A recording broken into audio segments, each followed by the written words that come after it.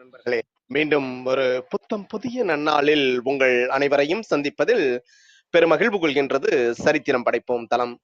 நமது நிகழ்வின் முதல் படிநிலையாக நேர்மறை சிந்தனைகளை இருக்கின்றோம். பிரபஞ்ச பெருவழி நீக்கமர நிறைந்திருக்கும் பரம்பொருளே, உம்மை வணங்குகின்றோம். உந்தன் அளப்பரிய அன்பினால் எங்களுக்கு கிடைத்திட்ட பெற்றோர்கள், உறவினர்கள், நண்பர்கள் மற்றும் ஒவ்வொரு உயிருள்ள ஆன்மாக்கள் மற்றும் உயிரற்ற பொருட்களுக்காகவும் மனம் நிறைந்த நன்றி. உந்தன் அபரிவிதமான படைப்பால் இப்பூ உலகு உந்தன் எழில் நிறைந்த இயற்கையாலும் நிறை வளங்களாலும் நீடித்த நலன்களாலும் ஆக சிறந்த நேர்மறை எண்ணங்களாலும் இவ்வுன்னத உலகிலும் எங்கள் உயிர் துடிப்புள்ள உள்ளங்களிலும் நீக்கமர நிறைந்துள்ளது. உந்தன் அளப்பரிய அன்பினாலும் அருளினாலும் ஆசிராலும் நாங்கள் ஒவ்வொருவரும் உயர்ந்த உன்னதமான வாழ்வியல் பயணத்தை நிறைவுடனும் நிம்மதியுடனும் அன்றாடம் மேற்கொண்டு வருகின்றோம், ஆக சிறந்த வழிகளில். இதனால் நாங்கள் இச்சமூகத்தின் இன்றியமையாதவர்கள் என்பதையும், சீரிய வழியில் பயணிக்கும் அளவிற்கு ஆக்கப்பூர்வமான வழிகளில் எங்களை அன்றாடம் புதுப்பித்து வருகின்றோம்.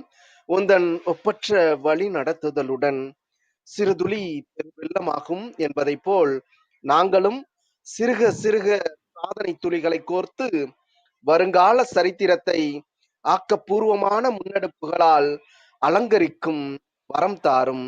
அனைவருக்கும் நன்றி, அனைத்திற்கும் நன்றி, ஆண்டவனுக்கும் நன்றி. நமது நிகழ்வின் அடுத்த படிநிலையாக நாம் ஒரு நிமிட தியானத்திற்குள் பயணிக்க இருக்கின்றோம். கண்களை மெலிதாக மூடிக்கொள்வோம், கரங்களை கோர்த்துக்கொள்வோம். இப்பிரபஞ்ச பெருவெளியில் உள்ள இறைமைக்கு மனதார நன்றி பகிர கிடைத்த மற்றும் ஒரு அற்புதமான நன்னாள் இது. இப்பொழுது நாம் உச்சரிக்க இருக்கும் ஒவ்வொரு வார்த்தைகளுடன் நன்றி உணர்வினையும் கலந்து இறைமைக்கு சமர்ப்பிப்போம். அன்பின் காணிக்கையாய் ஈன்றெடுத்து அன்றாடம் அமுதூட்டி அன்பாகவும் கருணையாகவும் மாறிப்போன அன்பு தாய்க்கு மனம் நிறைந்த நன்றி. ஒவ்வொரு நாளையும் ஒவ்வொரு பொழுதையும் தமது உழைப்பாலும் தியாகத்தாலும் குடும்பத்தை நிறைத்து அறிவாகவும் ஆற்றலாகவும் மாறிப்போன அன்பு தந்தைக்கு மனம் நிறைந்த நன்றி. பரிசுத்தமான இயற்கையை பரிசளித்து சென்ற நம் முன்னோர்கள் ஒவ்வொருவருக்கும் மனம் நிறைந்த நன்றி. கற்பித்தல் என்னும் இனிய அனுபவம் வாயிலாக அன்றாட பொழுதுகளை அர்த்தமுள்ளதாக்கும் ஆசிரிய பெருந்தகைகள் ஒவ்வொருவருக்கும் மனம் நிறைந்த நன்றி. இப்பிரபஞ்ச பூ உலகினுள் பயணித்துக் கொண்டிருக்கும், பயணிக்க இருக்கின்ற ஒவ்வொரு உயிருள்ள ஆன்மாக்களுக்கும் மனம் நிறைந்த நன்றி. உயிரற்ற பொருட்களாய் வாழ்வின் உடன் வழித்துணையாய் வாழ்வின் பாதையை என்றென்றும் நிறைக்கும் உயிரற்ற பொருட்களுக்கும் மனம் நிறைந்த நன்றி. இப்பிரபஞ்ச பூ உலகினை தமது பேரன்பாலும் பேரருளாலும் பேராசிராலும் ஆண்டு அரவணைத்து காத்து வரும் அந்த ஆண்டவனுக்கும் நன்றி. இப்பொழுது நமது சுவாசத்தின் ஓசையில் அது பயணிக்கும் பாதைகளில் நாமும் ஒரு நிமிடம் இணைந்து பயணிப்போம், நம் மூச்சின் சுவாசத்தினை சீர்மைப்படுத்தியவர்களாய்.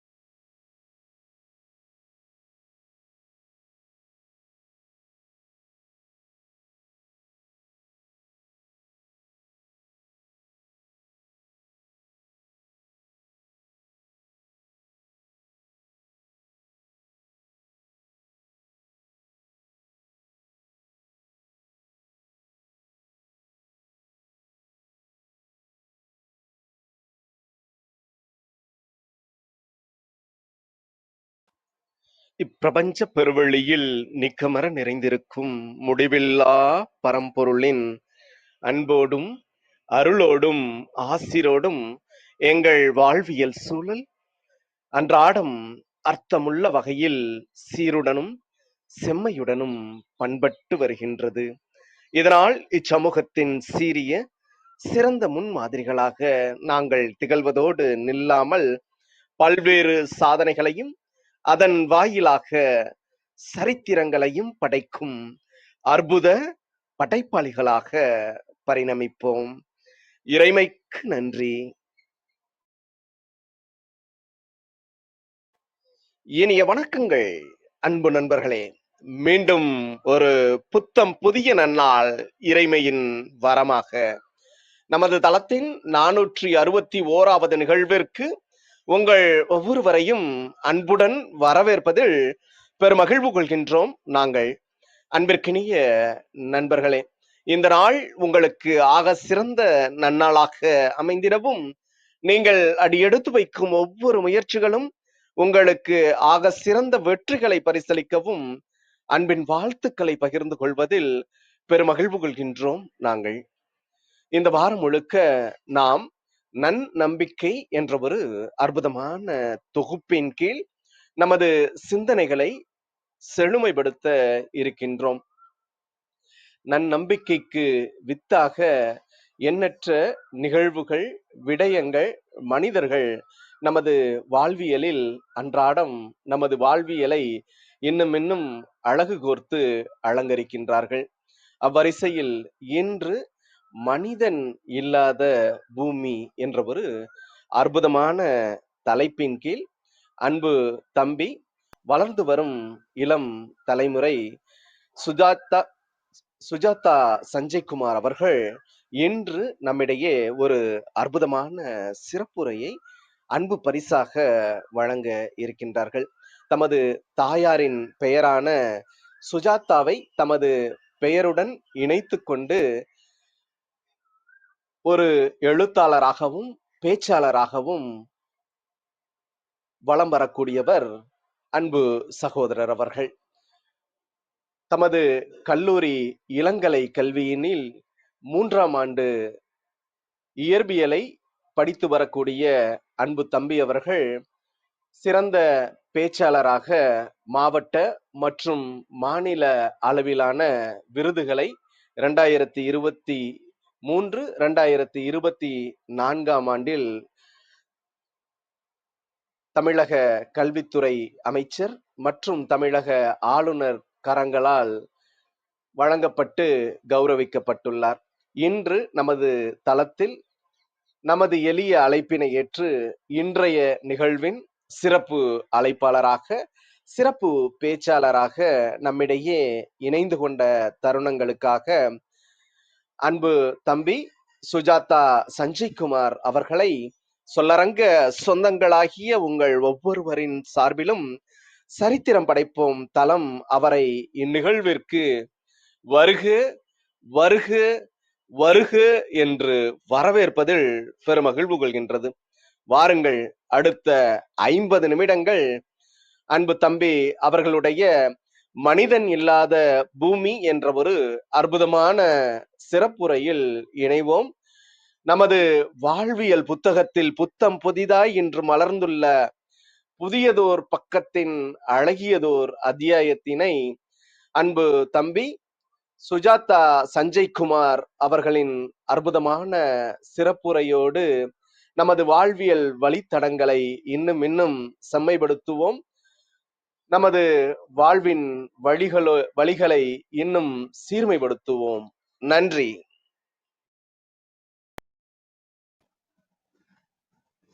அளவற்ற அருளாளனும் நிகரற்ற அன்புடையனுமாகிய இறைவனின் திருப்பெயரோடு துவங்குகின்றேன். முதல்ல அனைவருக்கும் நன்றி. உங்கள் அனைவரிடத்திலும் முதல்ல ஒரு மன்னிப்பு கேட்டுக்கிறேன். ஏனென்னா, ஒரு காலையில ஒரு அழகான வேலையில மனிதன் இல்லாத பூமி அப்படிங்கிற ஒரு விஷயத்த நான் இங்க பேச வந்திருக்கேன். அப்படிங்கும் பொழுது உங்களுக்கு சில சமயம் வருத்தமாக இருக்கலாம்.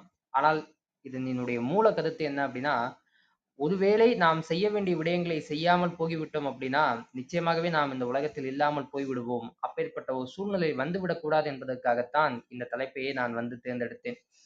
இங்க நம்ம கவனிக்க வேண்டிய ஒரு மிக முக்கியமான விஷயம் என்ன அப்படின்னா, மனிதன் இல்லாத பூமி என்று பேசக்கூடிய நானாகட்டும், அதை கேட்கக்கூடிய நீங்களாகட்டும், நாம் அனைவருமே மனிதர்கள் தான்.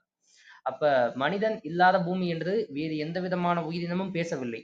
மனிதர்களாகிய நாம் தான் பேசுகிறோம் என்றால் அதற்கு ஆகச் சிறப்பான ஒரே காரணம் என்னவென்றால், மனிதனால் அதிகம் பாதிக்கப்படுபவர்கள் மனிதர்கள் தான். மணிமேகலையில ஒரு அழகான பாட்டு உண்டு. என்ன அப்படின்னா, அரமணப்படுவது யாதென கேட்டான், மறவாது இது கேள், மண்ணுயிர்க்கெல்லாம் உண்டியும் உடையும் உறையுளும் இல்லது கண்டதில் அப்படின்ட்டு மணிமேகலை ஒரு அழகான பாட்டு சொல்கிறது. அதில் சொல்லப்பட்ட உண்டி உணவு என்பது நம்முடைய வயிற்று பசியை போக்கக்கூடியதாக இருக்கும். நம்முடைய ஐயா ஆரோக்கிய பிடித்து அவர்கள் ஏற்பாடு செய்திருக்கக்கூடிய இந்த சரித்திரம் படைப்பும் நிகழ்வு நம்முடைய அறிவு பசிக்கு தீனி போடுவதாக இருக்கிறது. அதுதான் இக்காலை வேளையிலே நாம் இப்பேற்பட்ட ஒரு சூழலிலே ஒன்றாக கூடி நாம் ஒரு நல்ல தலைப்பிலே விவாதிப்பதற்கு ஒரு வாய்ப்பை ஏற்படுத்தி கொடுத்திருக்கு. குறிப்பாக சொல்ல வேண்டும் அப்படின்னா, மனிதன் இல்லாத பூமி எப்படி இருக்கும்? மனித நேயம் மிக்கதாக இருக்கும். மனிதன் இல்லாத பூமிதான் மனித நேயம் மிக்கதாக இருக்கும் என்று ஒத்தை வரியில் சொல்லிவிட்டு போய்விடலாம். அதற்கு காரணம் என்ன அப்படின்னா, மனிதன் மரங்களை தரிசிக்க மறந்து விட்டான், மலர்களை நேசிக்க மறந்து விட்டான், பறவைகளை பார்க்க மறந்து விட்டான், பட்டாம்பூச்சிகளை ரசிக்க மறந்து விட்டான். காரணம் காரணம் அவன் வளர்ச்சி என்ற பாதையிலே தன்னுடைய கைபேசியினால் வீழ்ச்சியை கண்டு கொண்டிருக்கிறான். தன்னுடைய பொருளாதார வளர்ச்சியை முன்னேற்ற வேண்டும் என்பதற்காக, தன்னுடைய நாட்டினுடைய வளர்ச்சியை முன்னேற்ற வேண்டும் என்பதற்காக அவன் நிச்சயமாக வீழ்ச்சியை நோக்கிதான் சென்று கொண்டிருக்கான் அப்படிங்கிறதுதான் மிகவும் முக்கியமான, மிகவும் வருத்தப்படக்கூடிய ஒரு செய்தியாக இருக்கு. நான் ஒரு இயற்பியல் துறை மாணவன். எனக்கு மிகவும் பிடித்த ஒரு விஞ்ஞானி யார் அப்படின்னா ஸ்டீஃபன் ஹாக்கிங்.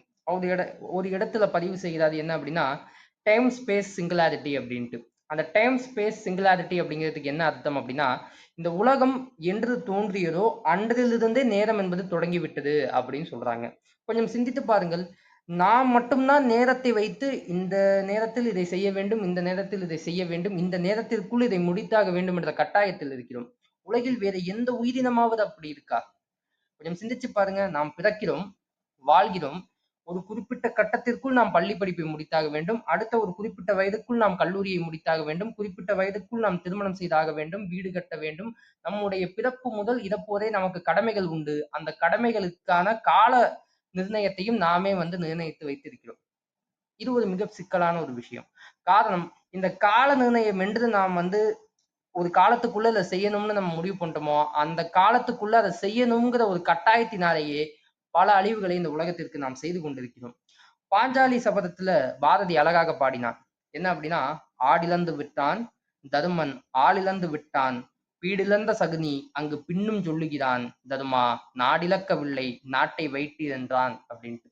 இப்ப இங்க தருமன் வந்து ஒரு நாட்டை வைத்தான், அந்த நாட்டை வைத்து அவன் அனைத்தையும் இழந்தான் அப்படிங்கிறது பாஞ்சாலி சபதத்துல பாரதி சொல்லக்கூடிய ஒரு விஷயமா இருக்கு. ஆனால் நான் இங்கு சொல்ல விரும்புவது என்ன அப்படின்னா, நாம் நம்முடைய உலகத்தையே இழந்து கொண்டிருக்கிறோம். மனிதர்களாகிய நாம் இந்த உலகத்தை இழந்து கொண்டிருக்கிறோம். கொஞ்சம் சிந்தித்து பாருங்கள். நம்முடைய முன்னவர்கள் நமக்கு இந்த பூமியை எவ்வளவு அழகாக கொடுத்தார்கள்.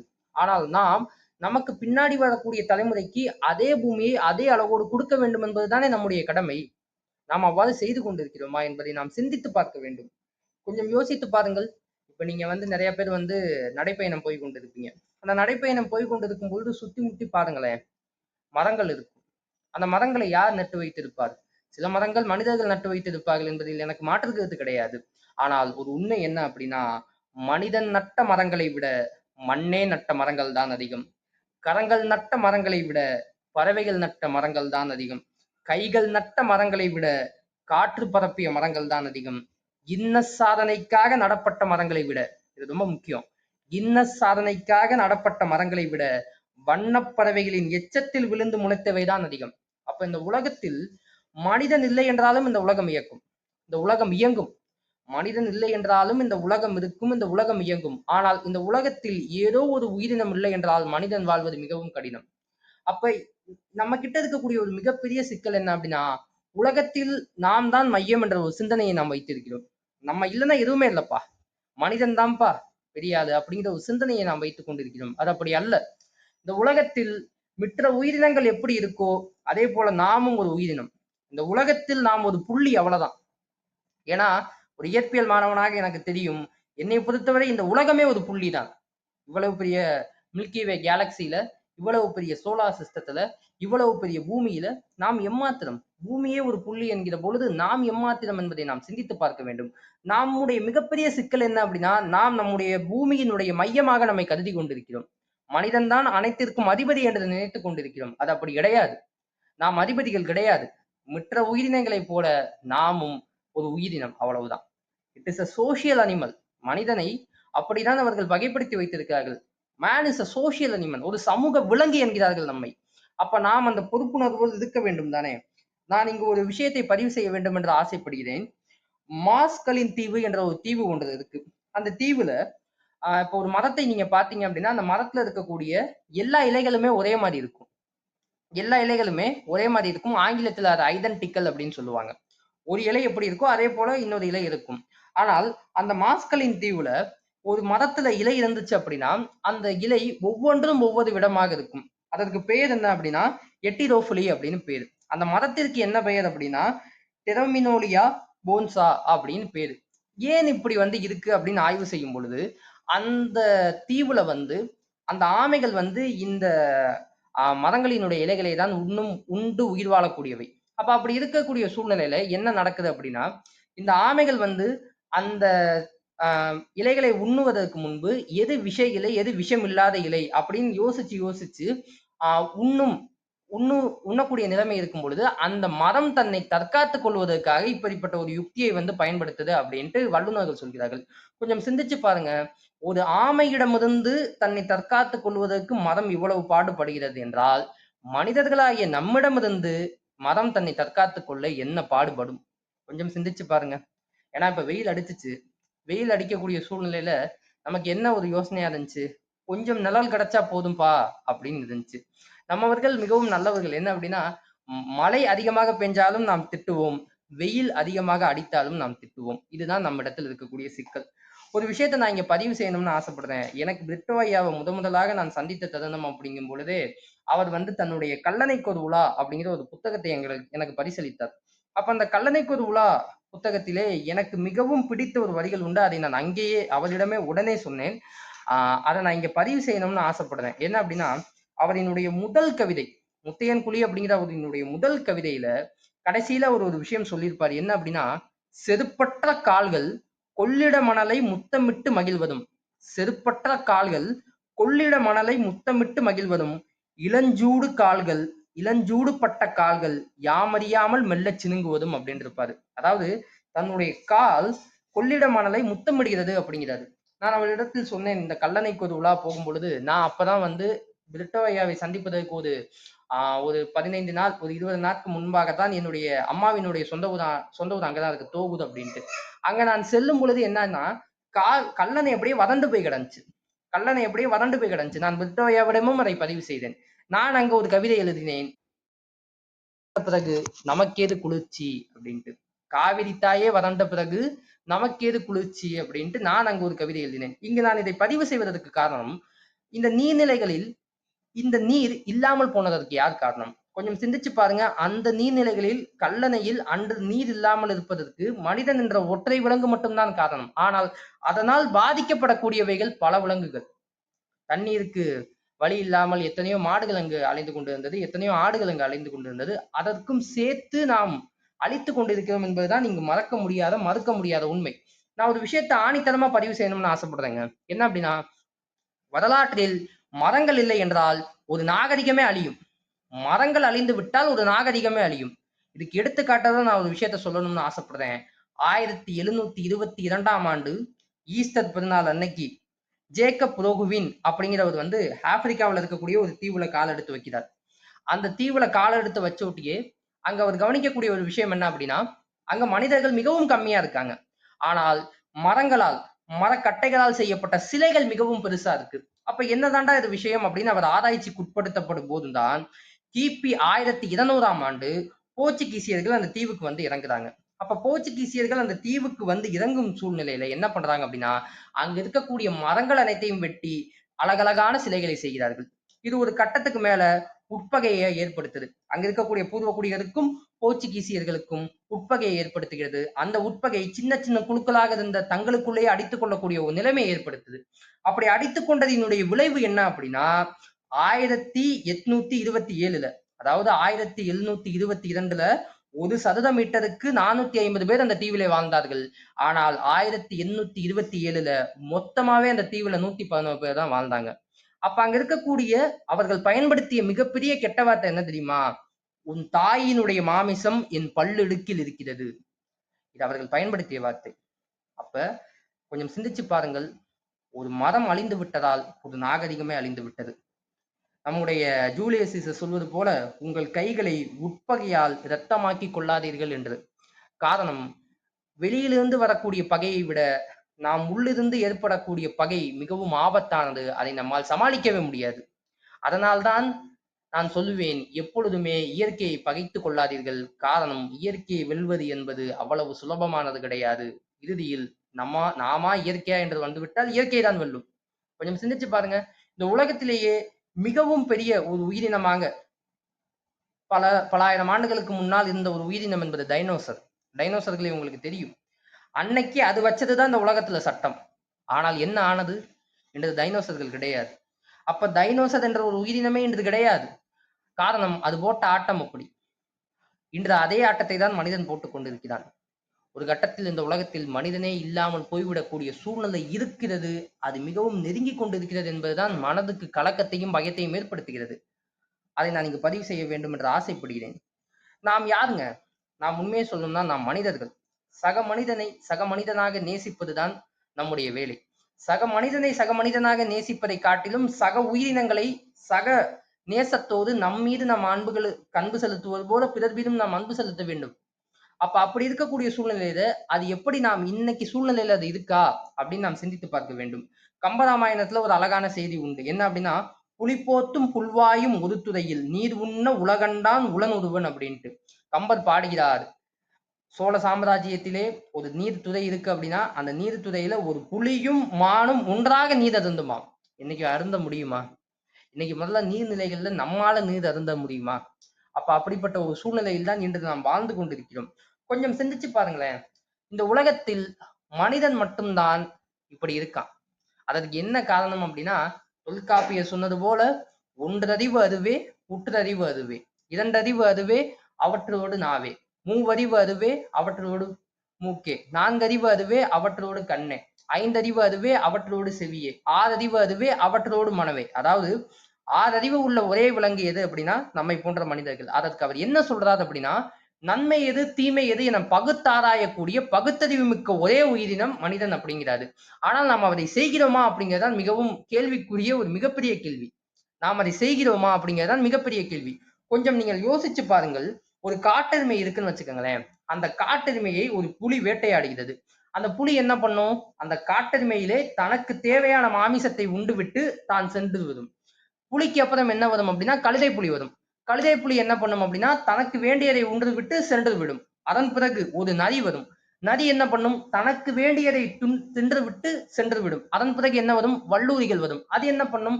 தனக்கு வேண்டியதை உண்டு விட்டு கிளம்பி விடும். அதன் பிறகு என்ன வரும்? எறும்புகள் வரும். தனக்கு வேண்டியதை உண்டு விட்டு கிளம்பி விடும். இறுதியாக மண் என்ன பண்ணும்? மிச்ச மீதியை தின்னும். இப்ப இங்க நம்ம ஒரு விஷயத்தை சொல்லணும். ஒரு காட்டெருமையை ஒரு புலி வேட்டையாடுகிற பொழுது அது மொத்தமுமே எனக்கு தான்டா அப்படின்னு வச்சுக்கல. அதை ஒரு புலி உண்ணுகிறது, காட்டெருமை ஒரு புலி உண்ணுகிறது, கழுதை புலி உண்ணுகிறது, நரி உண்ணுகிறது, வல்லூரிகள் உண்ணுகிறது, எறும்பு உண்ணுகிறது, மண் உண்ணுகிறது. ஆனால் மனிதனாகி நாம் என்ன செய்கிறோம்? எது எடுத்தாலும் எனக்குத்தான். அன்பில்லார் எல்லாம் தமக்குரியது என்று வள்ளுவர் சொன்னாரே, நாம் எல்லாம் இன்று அன்பில்லாதவர்களாகத்தான் இருக்கிறோம். அன்புடையார் என்பும் உரியர் பிறக்கு என்று சொன்னார் வள்ளுவர். ஆனால் நாம் அப்படி இருக்கிறோமா அப்படிங்கிறதான் மிகப்பெரிய கேள்வி. நான் என்னையும் சேர்த்து நான் கேட்டுக்கொள்கிறேன். காரணம், இந்தியாவினுடைய பறவை மனிதர் என்று அறியப்பட்ட டாக்டர் சலீம் அலி அவர்கள் அழகாக சொல்லுவார், மனிதன் இல்லாத பூமியிலே பறவைகளால் வாழ முடியும். ஆனால் பறவைகள் இல்லாத பூமியிலே மனிதனால் நிச்சயமாக வாழ முடியாது. இது சலீம் அலி அவர்கள் சொன்னது. கொஞ்சம் சிந்தித்து பாருங்கள். நான் சின்ன வயசுல நான் என்ன ஒரு 1ஆம் வகுப்பு 2ஆம் வகுப்பு படிக்கும்பொழுது ஒரு பாட்டு எனக்கு சொல்லி கொடுத்தாங்க. அது இன்னமும் எனக்கு ஞாபகம் இருக்கு. உங்கள் குழந்தைகளிடத்தில் கேளுங்கள், நிச்சயமாக தெரியும். உங்களுக்கு கூட இந்த பாட்டு தெரிந்திருக்கலாம்.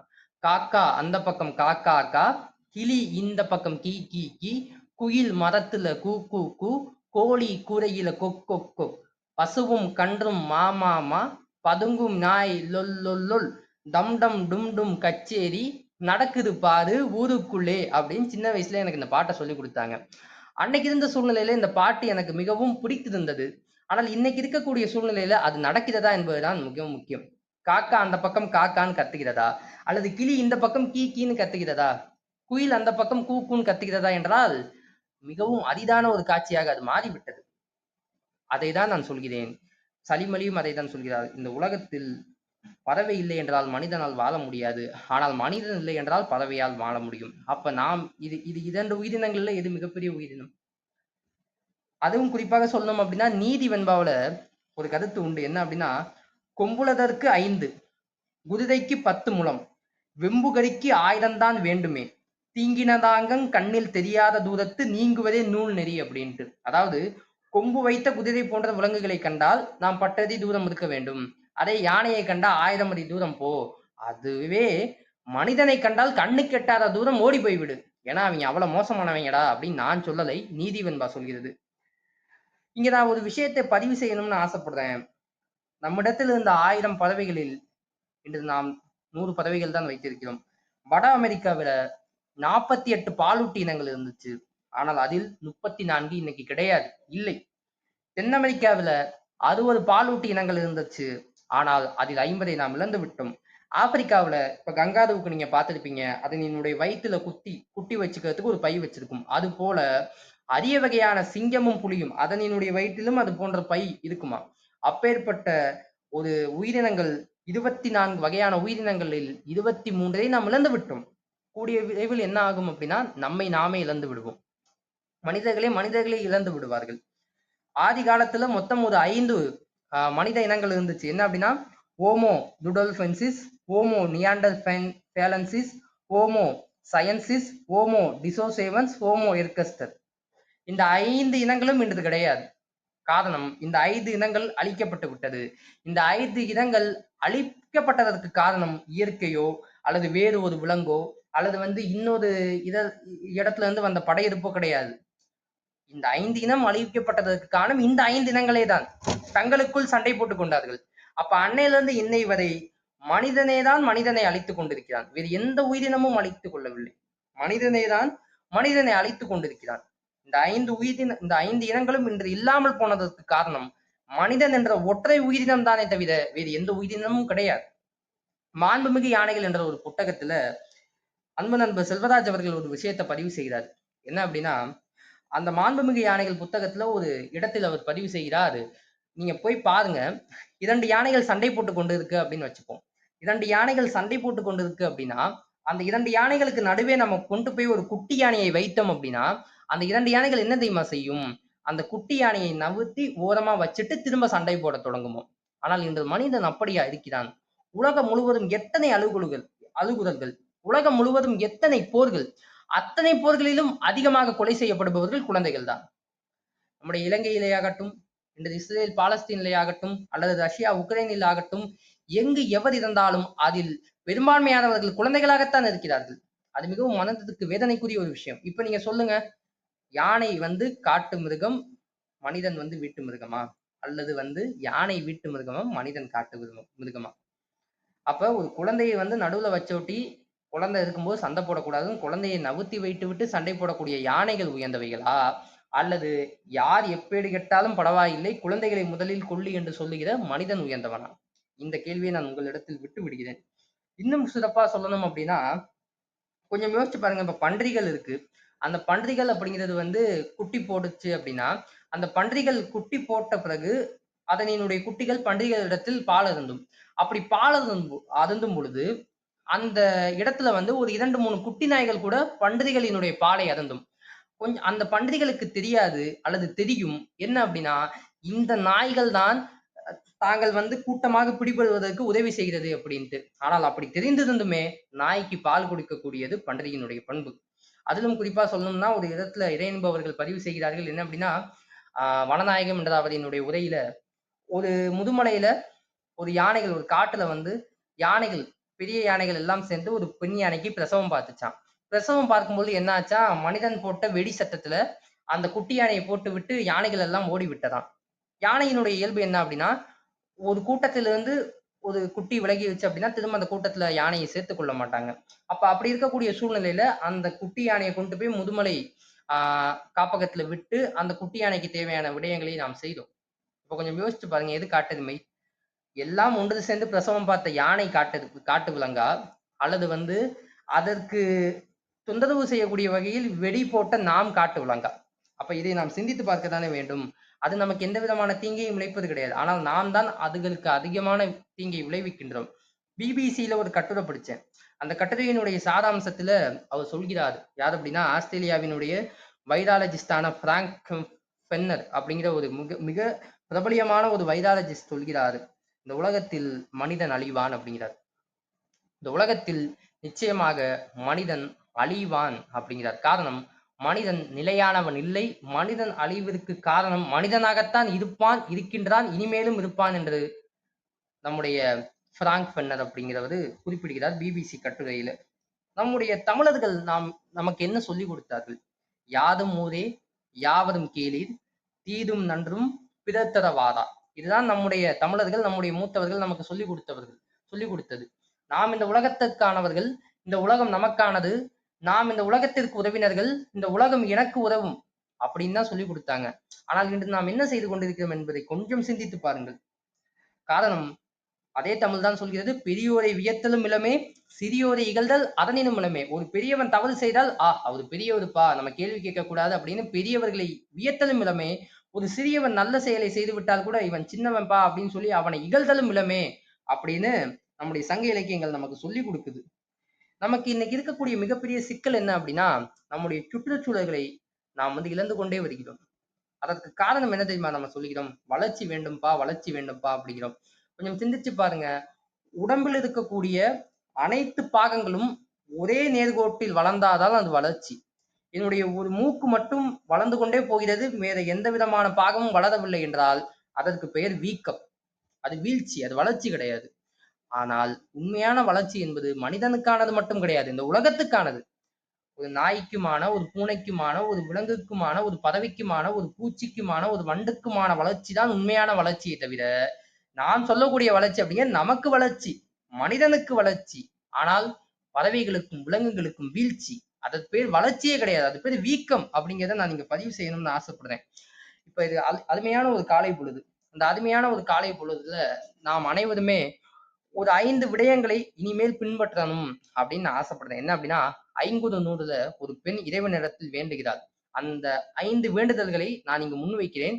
இனிமேல் தினமும் அதை வேண்டுங்கள், அதை நோக்கி பயணப்படுங்கள் என்பது என்னுடைய கருத்து. என்ன அப்படின்னா, முதல் விஷயம், பசியில் லாக்குக.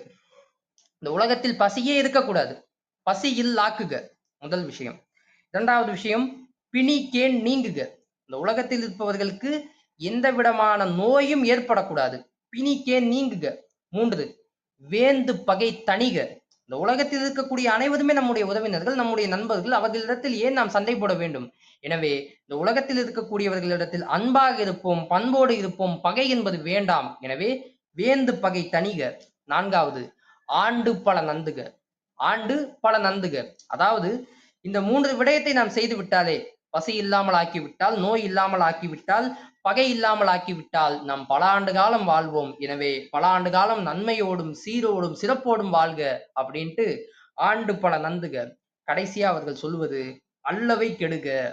இவை அல்லாத மிற்ற தீமையான விடயங்கள் அனைத்துமே கெடுக என்கிறார். அப்ப இந்த 5 விடயங்களை நாம் பின்பற்றுவோம். இந்த 5 விடயங்களை நம்முடைய பிரார்த்தனைகளை சேர்த்துக் கொள்வோம். பசியில் ஆக்குக, பிணிக்கே நீங்குக, வேந்து பகை தணிக, ஆண்டு பல நந்துக, அல்லவை கெடுக. நிச்சயமாக இந்த 5 விடயங்களை நாம் பின்பற்றினாலே போடும், இந்த உலகம் என்பது மிகவும் அழகானதாக மாறிவிடும், மிகவும் அழகானதாக மாறிவிடும். நம்மிடத்தில் இருக்கக்கூடிய மிகப்பெரிய சிக்கல் என்ன தெரியுமா? நாம் எதை பற்றி அதிகமாக பேசுகிறோமோ அதை தான் அதிகமாக சீரழிக்கின்றோம்.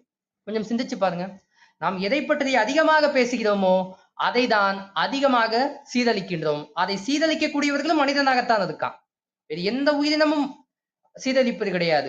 ஒரு தனக்கு கொடுக்கப்பட்ட கடமையிலிருந்து ஒரு சிங்கமோ, ஒரு புலியோ, ஒரு நாயோ, ஒரு பன்றியோ, ஒரு பறவையோ மாறுபட்டதாக வரலாறே கிடையாது. தனக்கு கொடுக்கப்பட்ட கடமையிலிருந்து மாறுபட்ட ஒரே விலங்கு மனிதன் மட்டும்தான். அதைதான் சொல்கிறார்கள், நாம் எதை பற்றி அதிகமாக பேசுகிறோமோ அதைதான் அதிகமாக சீரழிக்கின்றோம். டேனியல் கோல்மன் என்ற ஒரு மிகவும் புகழ்பெற்ற ஆங்கில எழுத்தாளர், அவர் இந்த எமோஷன் இன்டெலிஜென்ஸ் அப்படிங்கிறதுக்கு அவர் வந்து மிகப்பெரிய பெயர் பெற்ற ஒரு எழுத்தாளர். அவர் எக்கலாஜிக்கல் இன்டெலிஜென்ஸ் அப்படிங்கிற ஒரு விஷயத்த சொல்றாரு. என்ன அப்படின்னா, ஒரு பேப்பர் கப்பை நாம் செய்வதற்கு 39 கிராம் மரம் தேவையாம். ஒரு பேப்பர் கப்பை நாம் செய்வதற்கு 39 கிராம் மரம் நமக்கு தேவையாம். அப்ப அது எக்கலாஜிக்கல் ஃப்ரெண்ட்லி கிடையாது, அதாவது சுற்றுச்சூழலுக்கு அது ஏற்புடையது கிடையாது அப்படிங்கிறாரு. அவர் ஒரு விஷயத்த சொல்கிறார். என்ன அப்படின்னா, ஒரு பொருளை நாம் வந்து சுற்றுச்சூழலுக்கு வந்து தேவைப்படுவது இது சரியானது என்று நாம் முடிவு செய்வதற்கு 2 விஷயங்களை 2 காரணிகளை அவர் முன்வைக்கிறார். என்ன அப்படின்னா, கார்பன் ஃபுட் பிரிண்ட், ஒரு பொருளை நாம் தயாரிப்பதற்கு எவ்வளவு கார்பன்கள் தேவை என்பதை முதலில் நாம் கணக்கிட வேண்டும். இரண்டாவது வாட்டர் ஃபுட் பிரிண்ட், ஒரு பொருளை நாம் தயாரிப்பதற்கு எவ்வளவு நீர் தேவைப்படுகிறது என்பதை நாம் வந்து கணக்கில் கொள்ள வேண்டும். இந்த 2 விடயங்கள், எவ்வளவு கார்பன் எவ்வளவு தண்ணீர், இந்த இரண்டும் எந்த அளவு குறைவாக பயன்படுத்தப்படுகிறதோ அந்த அளவிற்கு அந்த பொருள் என்பது எக்கோ ஃப்ரெண்ட்லி அப்படின்ட்டு நம்முடைய டேனியல் கோல்மன் அவர்கள் அழகாக சொல்கிறார்கள். கவிக்கு அப்துல் ரஹ்மானினுடைய ஒரு கவிதை உண்டு. என்ன அப்படின்னா, ஒவ்வொரு வீட்டிற்கும் ஒரு மரம் வளங்கள் அப்படின்னு அரசாங்கம் சொல்கிறதாம். அதுக்கு கவிக்கோ சொல்லுவார், வீடு குடு நான் மரம் வளர்க்கிறேன், வீடு குடு நான் மரம் வளர்க்கிறேன் அப்படின்னு அவர் சொல்கிறார். காரணம், இன்று புவி வெப்பமடைதல் என்பது புவி வெப்பமடைதல் என்பது மிகவும் அதிகமாக ஆகிக்கொண்டே இருக்கு. நீங்க சிந்திச்சு பாருங்க, மழை அடித்தால் அதிகமாக மழை அடிக்குது, வெயில் அடித்தால் அதிகமாக வெயில் அடிக்குது. நம்மவர்கள் இரண்டையுமே திட்டுவார்கள். கொஞ்சம் யோசிச்சு பாருங்க, துபாயில வெள்ளம் வந்துச்சு. இதற்கெல்லாம் என்ன காரணம்? இதற்கெல்லாம் யார் காரணம்? நாம் ஒருவர் மட்டும்தான் காரணம். நாம் ஒருவர் மட்டும்தான் காரணம். 2000 ஆண்டுகளுக்கு முன்பு சீனாவிலே லாயோஸ் என்ற ஒரு மிகப்பெரிய தத்துவ ஞானி வாழ்ந்தான். அவரினுடைய தத்துவம் என்பது டோயிசம் அப்படின்னு சொல்லப்படக்கூடிய தத்துவம்.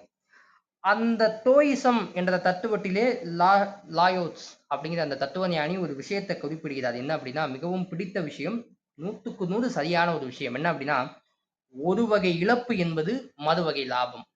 ஒரு வகை இழப்பு என்பது மறுவகை லாபம். இன்று நாம் அதைதான் வளர்ச்சி என்று செய்து கொண்டிருக்கிறோம். என்ன அப்படின்னா, இதை அப்படியே திருப்பி போட்டு பாருங்கள். ஒரு வகை இழப்பு என்பது மறுவகை லாபம், அதை அப்படியே திருப்பி போட்டு பாருங்களேன். ஒரு வகை லாபம் என்பது மறுவகை இழப்பு, அப்படியே திருப்பி போடுங்க. இன்று நாம் மிகப்பெரிய நெடுஞ்சாலைகள் கட்டுகிறோம், அது நமக்கு வந்து நன்மை. அங்க இருக்கக்கூடிய மரங்களில் இருக்கக்கூடிய பறவைகளுக்கு, அந்த காட்டில் வாழக்கூடிய விலங்குகளுக்கு. இன்று நாம் செல்போன் டவர்கள் கட்டுகிறோம், அது நமக்கு லாபம், பறவைகளுக்கு, விலங்குகளுக்கு. இன்று நாம் நம்முடைய வளர்ச்சியை மட்டும்தான் கருத்தில் கொண்டிருக்கும். நாம் வாழ வேண்டும், நன்றாக வாழ வேண்டும், சந்தோஷமாக வாழ வேண்டும், சுகபோகமாக வாழ வேண்டும். சரி, அதற்கு நாங்க என்ன வேணாலும் செய்வோம்ப்பா, விலங்குகள் பறவைகள் பற்றி அதை பற்றி எங்களுக்கு கவலை கிடையாது அப்படிங்கிறதுதான் இன்று மனிதனினுடைய மிகப்பெரிய சிந்தனையாக இருக்கிறது. கொஞ்சம் யோசிச்சு பாருங்களேன். இந்த விஷயத்துல நான் இந்த இடத்துல ஒரு விஷயத்தை மட்டும் பதிவு செய்யணும்ட்டு ரொம்ப ஆசைப்படுறேன். என்ன அப்படின்னா, நமக்கு 2 கண்கள் உண்டு. நிச்சயமாக இந்த 2 கண்களை இந்த இறைவனோ இயற்கையோ நமக்கு ஏன் கொடுத்தது என்று நாம் சிந்தித்திருக்கிறோமா? இந்த 2 கண்கள் நமக்கு வந்ததற்கு என்ன காரணம்? இந்த 2 கண்களை நமக்கு இறைவன் கொடுத்ததற்கு மிகப்பெரிய காரணம் என்ன அப்படின்னா, நம் கண் முன்னே யாரெல்லாம் பசியால், பிணியால், நோயால் அவதிப்படுகிறார்களோ அவர்களை நாம் காண வேண்டும், அவர்களை கண்டு நாம் மனமருந்த வேண்டும் என்பதற்காக தான் இந்த கண் என்பது நமக்கு கொடுக்கப்பட்டுள்ளது. அப்ப 2 கால்கள் என்பது எதற்கு கொடுக்கப்பட்டுள்ளது என்றால், அவங்கள பார்த்துட்டு அப்படியே போயிடக்கூடாது தம்பி, அவங்களினுடைய கஷ்டத்தை நீ போக்கணும், அதனால் அவர்களை நோக்கி நடந்து செல் என்பதற்காகவே 2 கால்கள் நமக்கு கொடுக்கப்பட்டிருக்கு. சரி, 2 செவிகள் எதுக்கு நமக்கு கொடுக்கப்பட்டிருக்கு? அவர்களிடம் சென்ற பிறகு அவர்களினுடைய குறைகளை நாம் கேட்பதற்காகவே தான் இந்த 2 செவிகள் நமக்கு கொடுக்கப்பட்டிருக்கு. 2 செவிகள் கொடுக்கப்பட்ட பிறகு அவர்களுக்கு ஆறுதலாக, அவர்களினுடைய குறையை போக்குவதற்காக, நம்மால் முடிந்த நல்வார்த்தைகளை சொல்ல வேண்டும் என்பதற்காகவே இந்த வாய் என்பது நமக்கு படைக்கப்பட்டுள்ளது. இறுதியாக வெறும் வாய் வார்த்தை என்பது ஒன்றுக்கும் உதவாது. எனவே அவர்களினுடைய துயரம் போக்க என்னால் முடிந்த உதவிகளை செய்ய வேண்டும் என்பதற்காகவே இந்த 2 கைகளை எனக்கு இறைவன் படைத்துள்ளான். இதுதான் சிக்கல், இதுதான் சிந்தனை. நமக்கு இருக்கக்கூடிய 2 கண்களுக்கும், 2 கால்களுக்கும், 2 செவிகளுக்கும், ஒரு வாய்க்கும், 2 கால்களுக்குமான கடமை என்பது இதுதான். இல்லாதவர்களுக்காகத்தான் நாம் வாழ வேண்டும். நம் முன்னே நம் சக தோழன் துயரப்படுகிறான் என்கும் பொழுது நம்முடைய நெஞ்சமும் துயரப்பட வேண்டும் என்றுதான் வள்ளுவன் நமக்கு சொல்லிக் கொடுத்திருக்கிறார். கொஞ்சம் யோசிச்சு பாருங்க. நாம் வந்து ஒரு பசுமாட்டை வளர்க்கிறோம். அந்த பசுமாட்டை வளர்க்கிற பொழுது அந்த பசுமாடு தன்னுடைய பாலை வந்து யாருக்கு கொடுக்குது? நமக்கு கொடுக்குது. இதேதான் மனிதனும் செய்கிறான். ஆனால் எந்த ஒரு பசுமாடும் இது என்னுடைய பால் நான் தான் வச்சுப்பேன்பா, உனக்கு கொடுக்க மாட்டேன் என்று சொல்லுவதே கிடையாது. எந்த ஒரு பசுமாடாவது சொல்லுகிறதா? நியாயப்படி பார்த்தால் அது கண்டதுக்கு போக வேண்டும். நியாயப்படி பார்த்தால் அது கண்டதுக்கு போக வேண்டும். இந்த இடத்தில் தான் ஈழத்து கவிஞர் காசி ஆனந்தன் அவர்கள் ஒரு அழகான விஷயத்தை குறிப்பிடுவார்கள். இதோ இந்த மனிதன் எவ்வளவு பொல்லாங்குக்காரனாக இருக்கிறான். காக்கா வடையை வடையை எடுத்துக்கொண்டு போகும்போது காக்கா வடையை திருதுகிறது என்கிறான். நமக்கு அதானே சொல்லி கொடுத்தாங்க. காக்கா பாட்டி வடை சுத்த கடையில காக்கா வந்து பாட்டியிட இருந்து வடையை வந்து திருடிட்டு போச்சு அப்படின்னு தான் சொல்லி கொடுத்தாங்க. காக்கா மனிதனிடமிருந்து ஒரு பொருளை எடுத்தால் அது திருட்டு. ஆனால் நாம் என்ன சொல்கிறோம்? மாடு பால் தருகிறது என்கிறோம். அப்ப நம்மிடத்திலிருந்து காக்கை வந்து வடையை எடுத்துக்கொண்டு போகும் பொழுது நாம் அதை திருட்டு என்று சொல்கிறோம். ஆனால் நாம் வந்து மாட்டிடமிருந்து பாலை வாங்கும் பொழுது அதை வந்து அதுவே கொடுத்துச்சு அப்படின்னு சொல்கிறோம். நம்முடைய சிந்தனை எவ்வளவு மூர்க்கமாக இருக்கிறது அப்படிங்கிறத வந்து நம்முடைய ஈழத்து கவிஞர் காசி ஆனந்தன் அவர்கள் அழகாக சொல்லுவார்கள். விவேகானந்தர் ஒரு விஷயத்தை பதிவு செய்கிறார். என்ன அப்படின்னா, ஒவ்வொரு இந்தியனுக்கும் 3 தேசிய விரதம் இருக்கு. 3 தேசிய விரதம் இருக்கு. நாம் சொல்லக்கூடிய மௌன விரதமோ அல்லது உண்ணாவிரதமோ கிடையாது. அவர் ஒரு 3 விஷயத்த சொல்கிறார். என்ன அப்படின்னா, இந்த இந்திய தேசத்திலே, இந்த உலகத்திலே இருக்கக்கூடிய எவனெல்லாம் பசியாக இருக்கிறானோ அவனுக்கு பசியை போக்க வேண்டும். இது முதல் விரதம்.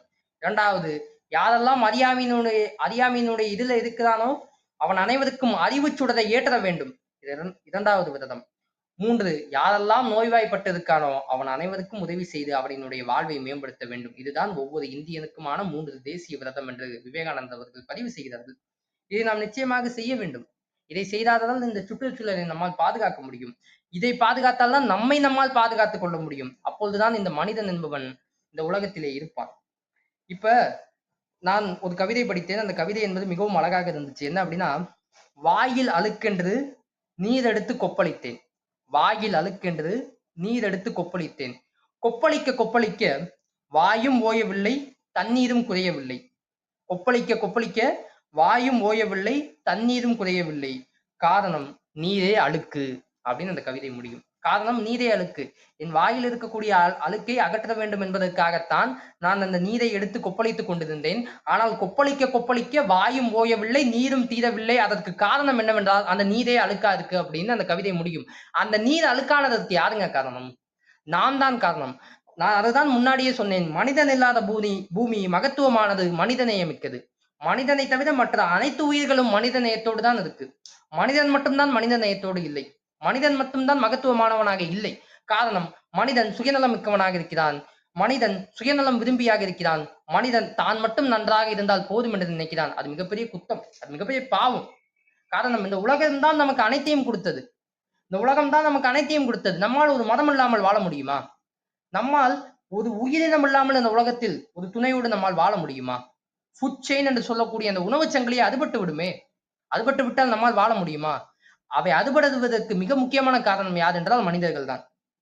நாம் இன்னைக்கு என்ன செஞ்சு கொண்டு இருக்கோம் அப்படின்னா, பல விஷயங்களை வந்து நாம் வந்து கவனித்தும் அதை பற்றி கேட்காமலோ அல்லது அதற்கு செவிமடுக்காமலோ போய் கொண்டிருக்கும். அதற்கு நாம் சொல்லக்கூடிய ஒரு காரணம் என்ன அப்படின்னா, அவர்கள் எல்லாம் நெட்டை மரங்கள் என்று பெட்டை புலம்பல் புலம்பிக் கொண்டிருக்கிறோம். அவர்கள் எல்லாம் நெட்டை மரங்கள் என்று பெட்டை புலம்பல் புலம்பிக் கொண்டிருக்கிறோம்.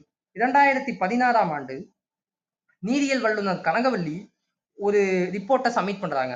அவங்க அதுல என்ன சொல்றாங்க அப்படின்னா, 30% கண்மாய்களை சென்னையில் காணவே இல்லை அப்படிங்கிறாரு. அதே போல 1980ல சென்னையில 650 நீர்நிலைகள் இருந்துச்சாம். ஆனா 2016ஆம் ஆண்டு வெறும் 27 நீர்நிலைகள் மட்டும்தான் இருக்கான். நான் சொல்லக்கூடிய இந்த கணக்கு என்பது 2016ஆம் ஆண்டுக்கானது. 2024ஆம் ஆண்டில் நிச்சயமாக அந்த 27ம் ஒரு 17ஆகவோ ஒரு 10ஆகவோ குறைந்திருக்கும் என்பதுதான் எனது நம்பிக்கை, எனது கணிப்பு. ஏன்னா 80ல 650 இருந்தது, 16ல வெறும் 27 தான் இருக்கு. அப்படிங்கும்போது நாம் எதை நோக்கி நாம் இந்த உலகத்தை கொண்டு சென்று கொண்டிருக்கிறோம் என்பதை நாம் இங்கு புரிந்து கொள்ள வேண்டும். இதுக்கு என்னங்க காரணம் அப்படின்னா, இதுக்கு என்ன காரணம் என்று நான் ஒரு 6 காரணங்களை பட்டியல் போடுகிறேன். என்ன காரணம் அப்படின்னா, நம்முடைய சுயநலம். முதல் விடயம் நம்முடைய சுயநலம். காரணம், நாம் நன்றாக இருந்தால் போதும். பாரதிதாசன் அழகாக சொல்லுவார், தன் பெண்டு தன் பிள்ளை சோறு வீடு சம்பாத்தியம் இவையுண்டு தானுண்டு என்போன் சின்னதொரு கதுகு போல உள்ளம் கொண்டோன் தன் தெருவாருக்கும் பயனற்ற சிறிய வீணன். அதாவது தன்னுடைய குடும்பம் மட்டும் போதும் என்று வாழக்கூடியவன் ஒரு சின்னதொரு கதுகுக்கு போல சமமானவன், கடுகுக்கு ஒப்பானவன் அவன் தன்னுடைய தெருவாருக்கும் பயனில்லாத ஒரு சின்ன சிறிய வீணன் அப்படின்ட்டு பாரதிதாசன் சொல்கிறார். நாம் அப்படி வாழப் போகிறோமா? நாம் அப்படி வாழ்ந்தாக வேண்டுமா? நாம் அப்படி ஒரு கடுகுக்கு ஒப்பானவர்களாக வாழ வேண்டுமா? நிச்சயமாக கிடையவே கிடையாது. முதல் விடயம் என்ன அப்படின்னா சுயநலம், நம்முடைய சுயநலம். இரண்டாவது காரணம் என்ன அப்படின்னா நன்மை தீமை குறித்த விழிப்புணர்வு நம்மிடத்தில் இல்லை. உண்மை அதுதான். எவ்வவை நன்மை எவ்வவை தீமை என்பதறிந்து ஏகுமின் சாலை என்பது கண்ணதாசன் சொன்ன ஒரு பாட்டு. நம்மிடத்தில் எது நன்மை எது தீமை என்ற ஒரு விழிப்புணர்வு கிடையாது. இப்போ வந்து ஒரு மரங்களை வெட்டினால் அதில் வந்து நமக்கு என்ன லாபம்னு நம்ம பார்க்கிறோம். இந்த மரக்கட்டை வந்து இந்த விலைக்கு போகும்பா, இது இந்த விலைக்கு போகும்பா அப்படின்னு பார்க்கிறோமே தவிர அதனால் ஏற்படக்கூடிய தீமைகளை நாம் சிந்திப்பது கிடையாது. எனவே எது நன்மை எது தீமை குறித்த விழிப்புணர்வு நம்மிடத்தில் இல்லை. மூன்றாவது, நாம் மிகவும் முக்கியமானது, நாம் மாற்றம் பற்றி பேசுவோம் ஆனால் செய்யப்பட மாட்டோம். நாம் மாற்றம் பற்றி பேசுவோம் ஆனால் செயல்பட மாட்டோம். இதுதான் மிக மிக முக்கியமான விஷயம். நாம் மாற்றம் பற்றி பேசிக் கொண்டிருக்கிறோம், அதிகமாக பேசுகிறோம். நான் என்னையும் சேர்த்து தான் சொல்கிறேன். காரணம் நானும் மனிதன் தான். ஏன்னா நீங்க என்னை திட்டுறது வந்து எனக்கு இப்பயும் காதுல கேட்குது. நீ எல்லாம் மனுஷனாடா, நீ எல்லாம் மனுஷனா இருந்துகிட்டு மனிதன் இல்லாத பூமின்னு இவ்வளவு நேரம் பேசிக்கிட்டு இருக்கிறேன். சில திட்டுவது என்னுடைய காதில் விழுகிறது. ஆனால் நாம் நன்றாக வாழ வேண்டும் என்பதற்காகத்தான் நான் இந்த விஷயத்தை சொல்கிறேன். எனவே மாற்றத்தை பற்றி நாம் அதிகமாக பேசுகிறோம் ஆனால் செய்யப்படுவது கிடையாது. நான்காவது காரணம் என்ன அப்படின்னா நமக்கு ஏன் அப்படின்னு ஒதுங்கி போய்கிறோம். நமக்கு ஏன் இந்த வம்பு அப்படின்னு ஒதுங்கி போய் விடுகிறோம். நாம் அப்படி இருப்பதற்கு மிக மிக முக்கியமான காரணம் எந்த விதமான வம்பும் நமக்கு வந்துவிடக்கூடாது. ஆனால் ஒரு முக்கியமான விஷயம் என்ன அப்படின்னா நமக்கு ஏன் நாம் ஒதுங்கி போவதால் தான் நமக்கு அனைத்து தீமைகளும் வந்து கொண்டிருக்கு. எனவே நமக்கு ஏன் என்று நாம் ஒதுங்கி போகக்கூடிய மனோபாவம். ஐந்தாவது என்ன அப்படின்னா நாம் செய்யக்கூடிய தீமை என்பது நம்மை மட்டும் பாதிக்கவில்லை, நம்முடைய குழந்தைகளையும் பாதிக்கும் என்ற குற்ற உணர்ச்சி நம்மிடத்தில் கிடையாது. இப்ப நாளைக்கு எனக்கு திருமணமாகும், என்னுடைய அடுத்த தலைமுறை வரும் என்கிற பொழுது அவனுக்கு நான் சுத்தமான நீரையும் சுத்தமான உணவையும் கொடுக்க வேண்டும். கொஞ்சம் சிந்திச்சு பாருங்கள். உங்களினுடைய பிள்ளைகளுக்கு விவிலியத்திலே ஒரு அழகான வசனம் உண்டு. என்ன அப்படின்னா தன்னுடைய உணவை கேட்கிற தன்னுடைய பிள்ளைகளுக்கு எவனாவது பாம்பை கொடுப்பானா என்பது போல நீங்கள் உங்களினுடைய பிள்ளைகளுக்கு நல்ல ஈவுகளை கொடுக்க வேண்டும் என்று தெரிந்திருக்கிற போது பரம மண்டலத்திலே இருக்கக்கூடிய பரமபிதா உங்களை விட அதிகமாகவும் நல்லவராய் இருக்கிறார் அப்படின்னு ஒரு வசனம் வரும். அது போலதான் நம்முடைய பிள்ளைகளுக்கு நாம் சரியான ஒரு விடயங்களை செய்து கொடுக்க வேண்டும். நல்ல கல்வியை கொடுக்கணும்ப்பா, நல்ல ஸ்கூல்ல சேர்க்கணும், நல்ல காலேஜ்ல சேர்க்கணும் நாம் சிந்திப்பது போலயே நம்முடைய குழந்தைகளுக்கு இதனால் ஏற்படக்கூடிய பாதிப்புகள் என்னென்ன என்ற குற்ற உணர்ச்சி நம்மிடத்தில் இல்லாமல் இருப்பதுதான். ஆறாவது என்ன அப்படின்னா விமர்சனம் மட்டும் போதுமானது என்ற ஒரு நினைப்பு தான். நான் என்னையும் சேர்த்துக்கிறேன். விமர்சனம் மட்டும் போதுமானது. ஆமா, மரம் நடவில்லை, ஏய் நீ மரம் நடலடா, அதனால இந்த பூமி கெடுது, அவ்வளவுதான். அடுத்து நாம் என்ன செய்ய போகிறோம்? விமர்சனம் மட்டும் போதுமானது அப்படிங்கிற ஒரு விஷயத்த வந்து விட்டுவிட்டு நாம் இறங்கி செயல்பட வேண்டும். இந்த 6 விஷயங்கள் தான். நாம் வந்து இந்த நிலைமையில் இருப்பதற்கு காரணம் இந்த 6 விஷயங்கள் தான். இதை மாற்றுவதற்கு நாம் என்னென்ன செய்ய வேண்டும் அப்படின்னா முதலில் மாற்றத்தை விரும்ப வேண்டும். முதலில் இந்த உலகத்தில் மாற்றத்தை விரும்ப வேண்டும். காரணம் இந்த உலகம் மட்டும்தான் நமக்கானது. நான் ஒரு இயற்பியல் மாணவன் தான். ISROவை பற்றி படிக்கின்றேன், நாசாவை பற்றி படிக்கின்றேன், மங்கள்யானை பற்றி படிக்கின்றேன், சந்திராயனை பற்றி படிக்கின்றேன். ஒரு கவிதை படிச்சேன். என்ன அப்படின்னா செவ்வாய் கிரகத்திலே ஆராய்ச்சி செய்ய போயிருக்கார்களாம் பாவிகள். ஏன் பூமியை கெடுத்தது போதவில்லையா அப்படின்ட்டு. நிச்சயமாகத்தானே நாம் என்ன செஞ்சு கொண்டு இருக்கோம்?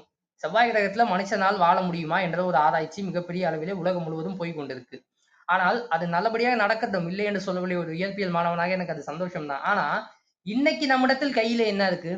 உலகம் என்ற ஒரு மிகச்சிறந்த ஆகச்சிறப்பான ஒரு உலகம் நம்மிடத்தில் இருக்கு. அப்ப இந்த உலகத்திலே நம்மால் சந்தோஷமாக வாழ முடியவில்லை அப்படிங்கும் பொழுது நாளை நம்முடைய செவ்வாய் கிரகத்துக்கு போனாலும் இதே தானே செய்வோம். அப்ப செவ்வாய் கிரகத்திலிருந்தே நம்முடைய சிந்தனை என்ன யோசிக்கும்? செவ்வாய் கிரகத்துல இருந்து வேற ஏதாவது ஒரு கிரகத்துக்கு போவோம்ப்பா. அதான் சஞ்சய் குமார் சொன்னானே, இந்த பிரபஞ்சம் என்பது மிகவும் பெரியது, அதில் நாம் என்பதே ஒரு மிகப்பெரிய சிறந்த ஒரு ஒரு சின்னஞ்சிறிய ஒரு துளிதான். அது மாதிரி எங்கிட்டாவது போய் நம்ம வாழுவோம் என்றுதான் நம்முடைய சிந்தனை போகுமே தவிர அந்த செவ்வாய் கிரகத்தையும் அழகாக பாதுகாப்பானதாக மாற்ற வேண்டும் என்ற சிந்தனை நம்மிடத்தில் இருக்காது. இரண்டாவது முக்கியமான விஷயம் இதை மாற்ற வேண்டும் என்றால் முதல் விஷயம் மாற்றத்தை விரும்புதல். இரண்டாவது அப்பழுக்கற்ற தலைமை. ஒரு தலைமை பண்பு மிக்கக்கூடிய ஒரு தலைமையாளராக இருக்கக்கூடியவர்கள் நம்முடைய பெற்றோ ஐயாவை போல நல்ல சிந்தனையாளராக இந்த ஒரு அமைப்பை ஏற்பாடு செய்து நாம் அனைவருக்கும் ஒரு அறிவு பசியை வந்து தீர்க்கக்கூடிய செயலில் ஈடுபட்டு கொண்டிருக்கிறார்களே, அது போன்றது உங்களை போன்றது ஒரு சமூக அக்கறை மிக்க அப்பழுக்கற்ற ஒரு தலைமையை நாம் தேர்ந்தெடுக்க வேண்டும்.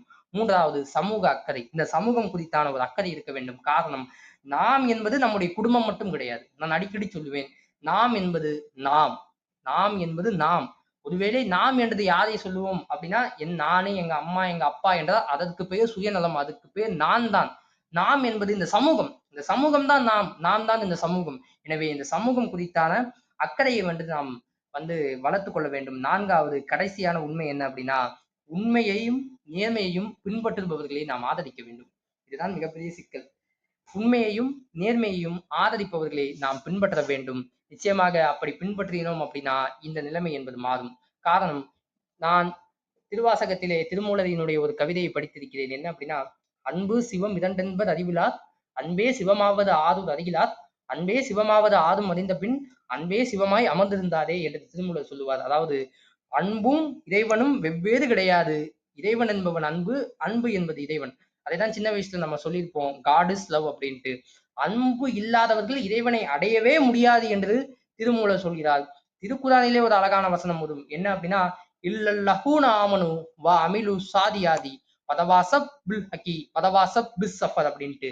இதற்கு என்ன அர்த்தம் அப்படின்னா, எவர் ஒருவர் உங்களுக்குள் ஒருவருக்கொருவர் உபதேசித்துக் கொண்டு நல்லபடியாக வாழ்கிறார்களோ அவர்களுக்கு நல்ல நன்மைகள் உண்டு அப்படின்னு திருக்குறான் சொல்கிறது.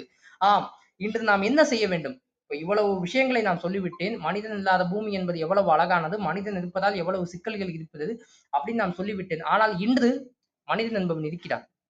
அதை மட்டும் சொல்லி நான் என்னுடைய உரையை முடித்துக் கொள்கிறேன். இன்று இந்த நொடியில் மனிதன் என்பவன் இருக்கிறான். நாளை அவன் இல்லாமல் போகலாம் என்பது பலரினுடைய கருத்தாக இருக்கட்டும். இன்று இந்த நொடியில் இந்த பொழுதில் நானும் இருக்கிறேன், நீங்களும் இருக்கிறீர்கள். அப்ப இந்த பொழுதில் இந்த நொடியில் உலகம் முழுவதும் மனிதன் இருக்கிறான். அப்ப நம்ம என்ன செய்ய வேண்டும் அப்படின்னா, நாம் இந்த உலகத்திற்கு சொந்தமானவர்கள் என்ற ஒரு எண்ணம் என்பது இருக்க வேண்டும். ஆனால் இந்த உலகம் நமக்கு சொந்தமானது அப்படிங்கிற எண்ணம் நம்மிடத்தில் இருக்கக்கூடாது. காரணம், இந்த உலகத்தில் மனிதன் என்பவன் ஒரு அங்கம் தானே தவிர மனிதனே இந்த உலகம் கிடையாது. மனிதனே இந்த உலகம் கிடையாது. கடைசியாக ஒன்றே ஒன்றுதான், உங்களினுடைய தாத்தாக்களும் உங்களினுடைய அப்பாக்களும் அழகாக அமைதியாக இந்த பூமியை நம்மிடத்தில் ஒப்படைத்து விட்டு சென்றார்கள்.